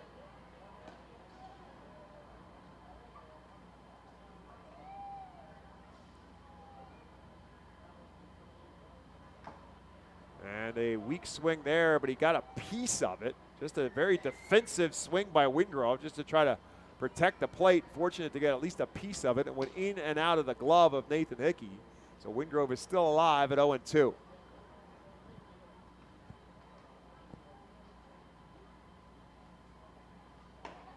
Over for a called strike 3. Third strikeout now for Christopher Troy. That's 2 outs here in the 8th. Troy's looked good. So has the Sea Dogs bullpen tonight. You know, you're going to be happy with that. And like I said, it's that one error back in the first. You get rid of that, it's a whole different game. And also Reading up by 3, a save situation. So that is Orion Kirkering up and throwing in the Fightin Phil's bullpen. I'll bring Casey Martin to the plate. Martin over 3 on the night, was safe on an error. That error we were talking about, that costly error by third baseman Tyler McDonough, keeping the window open for the Phils to put some more runs across in the first.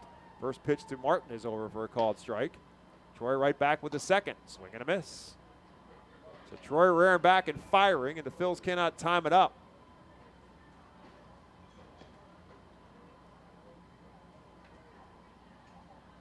Eight more strikeouts so far for the Phils. Make it 9 as Casey Martin swings and misses. And that will do it for the Phils in the 8th. They go 1-2-3. We'll head to the 9th. It's winning time in baseball town. When we get back, it's the Fightin 6, the Sea Dogs 3. White Star Tours and Travel Centers offers the Our Phils fan road trip again this season. It's your chance to hit the road with other Our Phils fans, see an Our Phils road game, meet with an Our Phils player, and also see an Iron Pigs and Phillies road game. The White Star Our Phils road trip visits Altoona, Toledo, and Cleveland from Thursday, July 20th until Sunday, July 23rd. See the Our Phils in Altoona Thursday, meet with an Our Phils player or coach, then head to Toledo Friday and Cleveland Saturday to see many former Fightins in action. The trip heads back to Reading on Sunday.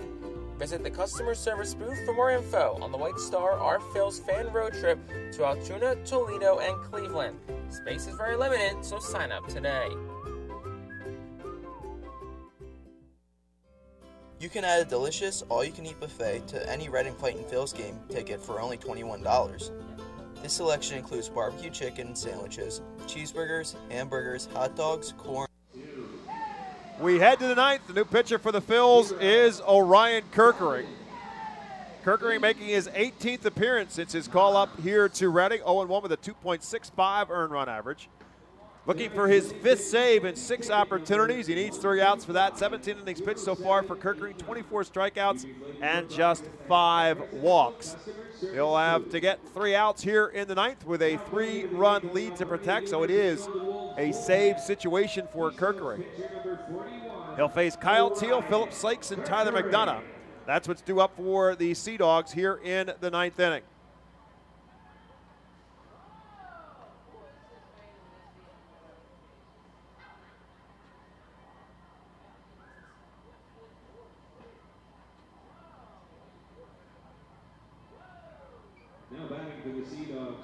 Kyle Teal, 1 for 3 on the night. Had an RBI back in the 7th. It was a ball that took a nasty hop on third baseman Nick Ward, came up and hit him in the chin. Teal was safe at first, and the runner Blaze Jordan scored to give the Sea Dogs their first run of the game back in the 7th inning. Ryan Kirkering fastball that Teal cannot catch up to. 99 on the radar gun. It's 1 ball and 1 strike to Kyle Teal. One of the top prospects in the Red Sox organization, facing one of the top in the Phils in Kirkering. And that one is a fastball that's a bit outside. It's 2-1. Again, Kirkering skyrocketing in the Phillies prospect list in 2023. He was among the top 30. He's among the top 10 now with his 2023 season. There's the slider that's a nasty one from Kirkering, and it's over for a called strike. It's now 2-2 to Kyle Teal. Kirkering just 22 years of age. Swing and a miss, strike three, a slider that Kyle Teal cannot get to. And that is out number one here in the ninth. Excellent fastball and maybe even a better slider for Orion Kirkering. And that is out number one. And it brings Philip Sykes to the plate. Sykes 0 for 3 on the night with a couple of strikeouts. First pitch to him is over for called strike one. Kirkering began the season in Clearwater, pitched 9 games for the Threshers, then went to Jersey Shore, 18 more appearances for the Blue Claws. There is over for a called strike two with a fastball. And as I said, tonight his 18th appearance for the Fightins. 0-2 pitch, tapped towards short. Casey Martin charges, makes the throw across the diamond, and plenty of time for out number 2. So the Sea Dogs down to their final hitter, or their final out at least, in the presence of Tyler McDonough. McDonough 1 for 3 on the night with a single back in the 6th inning.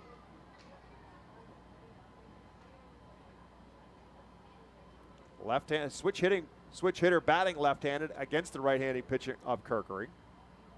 First pitch, fastball up and away for a ball. Fightins play McDonough to pull on the infield from the left-hand side and away in the outfield. 1-0 pitch, there for a strike. Fastball from Kirkering is consistently 96, 97, 98. Excellent slider that's in the high 90s, or high 80s, excuse me, and a change that's a work in progress. This one fouled straight back. That's the fastball, and it's now 1-2 to McDonough. So the Sea Dogs now down to their final strike.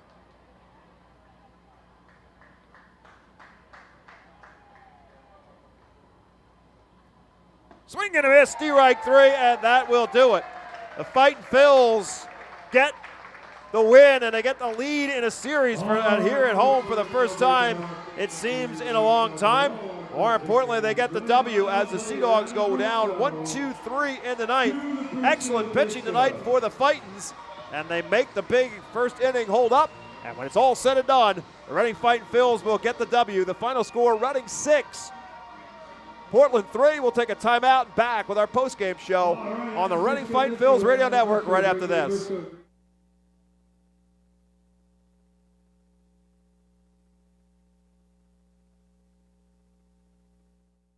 Unlike any other area in FirstEnergy Stadium, the Savage 61 Dugout Suite puts you in the closest seat to the action on the field. Located just a few feet from the diamond on the first base side with covered seating, abilities of motion accessible seating, and the most unique view around. Your group will thank you over and over again for this one-of-a-kind experience. Tickets for the Dugout Suite start at $27 and include options to add food and drink packages. The ProMax Fence Systems Foul Porch is an exclusive group experience. Located in our left field corner, groups of 20 to 30 people are treated to 2.5 hours of all-you-can-eat buffet and drinks. In a festive atmosphere with a bird's-eye view of the visiting bullpen, regular season tickets are $34 for groups of 20 or more. Call us today at 610-370-BALL to reserve a spot for your group. The Penn State Health St. Joseph's 67 Club is the original hospitality area at FirstEnergy Stadium. Conveniently located along the third base side, the 67 Club gives you a front row seat to all the action at the hot corner. The area is safely protected from line drives with a large see-through net. Starting at $34, groups of 20 or more can enjoy a 2.5-hour all-you-can-eat buffet. Children 4 and under are free. Visit rphils.com or call us at 610-370-BALL to reserve your group outing today.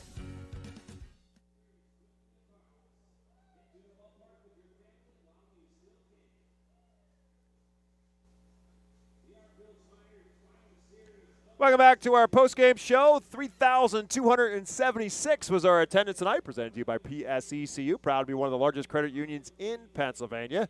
And thanks as well to the good folks at Subway, a proud 2023 Fightin' Phil's team feed partner. Subway prides itself on high-quality fresh foods at affordable prices with numerous locations throughout Berks County and the surrounding area, including 1193 Berkshire Boulevard. Am I missing? Subway combines amazing fast, friendly service and made-to-order options. Visit Subway.com to find a location near you. Place an order as well. Subway. Eat fresh. Fightin' Phil's had Zach Hockey on the mound tonight. Portland Sea Dogs had C.J. Liu on the mound tonight. And Fightin' Phil's jumped on C.J. Liu pretty quickly in this one as it turned out. As in the first inning, Nick Ward got it started with a base hit to right field. Carlos De La Cruz came up behind him, and De La Cruz with a towering home run onto the Seidel Auto Group deck in left field for his 23rd home run of the season. The 2-run home run gives him now 62 RBIs on the year, and it gave the Phils a 2-0 lead in the first, but they were far from done. As in Oliver Dunn, the next batter up, he walked, followed by Ethan Wilson. He singled, put runners at first and second. Then Marcus Lee Sang hit a ground ball to second. They got the force out at first base. Lee Sang safe at first. That put runners at first and third, and Marcus Lee Sang stole second base. Rickson Wingrove struck out for out number 2, and that brought Casey Martin to the plate. Martin hit a ground ball to third, but Tyler McDonough booted the ground ball. That brought Oliver Dunn home with the 3rd run. It also put runners now on the corners until Casey Martin also stole second base with Pedro Martinez at the plate, and then Pedro Martinez turned and drove one out of here, banged it off the rack train center in right center field for his 4th home run of the year. The 3-run home run made it RBIs number 7, 8, and 9 for Pedro Martinez and made it a 6-0 lead for the Phils. They bat around in the first inning, 6 runs on 4 hits, and that very costly error for the Sea Dogs, and with that, the Phils had a 6-0 lead. They then turned things back to Zach Hockey, and Hockey was very, very good tonight for the Phils. He pitched 6 innings, gave up just 1 hit, no runs, 3 walks, and 4 strikeouts, and he will ultimately get the win in this one. They turned things over to the bullpen in the 7th. McKinley Moore came on in the 7th inning, and Blaze Jordan greeted him with a 1-out double. And then Kyle Teal hit a ground ball to third that took a hop up into the chin of Nick Ward and ultimately got a base hit out of it. And with that, Blaze Jordan came in to score the first run and made it a 6-1 game. Then the Sea Dogs attacked in the 8th inning, now off of Keelan Kilgore, who came on in relief. Kilgore got the first out on a strikeout, but then Roman Anthony got an infield single to be followed by Nick York. He too singled. Then Chase Mydroth walked to load the bases. Nathan Hickey then hit a ground ball up the middle that Casey Martin ranged well behind the bag to make the stop, and then the race to the bag. He got the force out on the runner going from first to second, Mydroth, and then had the throw to first, but Hickey beat it out. With that, Anthony scored on the ground ball, but Nick York, who was at second base when that ball was hit, kept on running, and he comes all the way around to score. It's a great play by Casey Martin, who almost turned that into a double play that would have ended the inning. But just good base running by Nick York to turn that into what turned out to be a 2-run fielder's choice. Hickey gets a couple RBIs on a ground ball, but ultimately Keelan Kilgore got the last out of the inning on a ground ball to third, and that did it for the Sea Dogs in the 8th. They turned things over to the closer, Orion Kirkering, in the 9th. And he sandwiched a ground ball in the infield around 2 strikeouts. 1-2-3, 9th inning for Orion Kirkering to pick up another save, and 2 more strikeouts for Kirkering along the way as well. And the Phils got a much-needed win and a much-needed lead in the series. There's not been a whole lot of wins at home for the Fightins, who are now 21-42 in 2023 at home. It's an incredible road and home difference for Reading, who is above 500 on the road, 5 games above 500, as a matter of fact, on the road, and now 21-42 here at FirstEnergy Stadium. But to get a win at home is significant because of that record, but to win the first game of a series is even bigger for the Phils. There have not been a whole lot of Game 1 wins in these series for the Fightins. But they get the first of what is a 6-game series. Don't forget, the Fightin' Phils will wrap up their home schedule on Sunday afternoon here at the ballpark. There are still tickets available and still time to come out, but time is a-ticking, but still plenty to come out and root for the Phils over the course of the remainder of this series that will conclude on Sunday afternoon. Of course, there will be fireworks throughout the weekend. Come on out and enjoy the final homestand running through Sunday. Friday features fireworks, Saturday fireworks, and of course the mascot band playing on Saturday night. Sunday is the season finale of fireworks, so come on out and see the Fightin' Phils before the season wraps up here in Baseball Town and see some fireworks as well for what promises to be, weather-wise, another nice weekend. If you want to get tickets, 610-370-BALL, or you can order online at rphils.com. Go on out and see us one more time at least before the end of the 2023 home schedule. The Phils will finish up their schedule on the road in Binghamton beginning next Tuesday. So for the Reading Fightin' Phils tonight, 6 runs on 7 hits. They did not commit an error. They left 4 men on base. Portland 3 runs on 5 hits. That very one costly error. And they left 4 men on base as well. Zach Hockey gets the win tonight. And for the right-hander, again, he was very, very good tonight. He is now 2-4 on the season.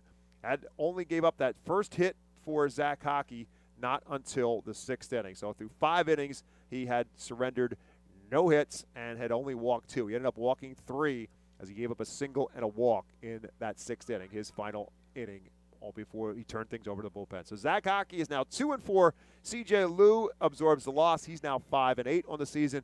And Orion Kerkering comes on to pick up the save for the Fightins, his 5th of the season. All that played in front of 3,276 here in Baseball Town. That is going to do it for our broadcast as the Fightin' Phils with the win tonight now go to 27-31 on the second half of the season. Portland now falls to 28-30 on the year. So a lot more baseball left to be played here in Baseball Town. Hope to see you out here before the week comes to an end. For my colleague in the broadcast booth, Jake Starr, my name is Bob McCool. I invite you to come out tomorrow night. Again, 6:45 is first pitch. Tompkins Plaza will open up at 6 o'clock. We'll be out there with our pregame show. We hope to have the manager, Al Padrique, joining us for his weekly show with us in the pregame show out on the plaza at 6 o'clock. Hope to see you here at the ballpark. Better yet, if as always throughout the week. Again, the Fightins and the Sea Dogs now until Sunday afternoon, 5:15 is the series and season home finale here at the ballpark. Again, for my colleague Jake Starr, my name is Bob McCool. Thanks for listening, as always, to the Reading Fightin' Phils Radio Network. Hope you'll do so tomorrow night. Better yet, love to see you here at the ballpark. Final score one more time, the Reading Fightin' Phils 6, the Portland Sea Dogs 3. Thanks for listening, everyone. Have a great night, and hope to see you soon here in Baseball Town.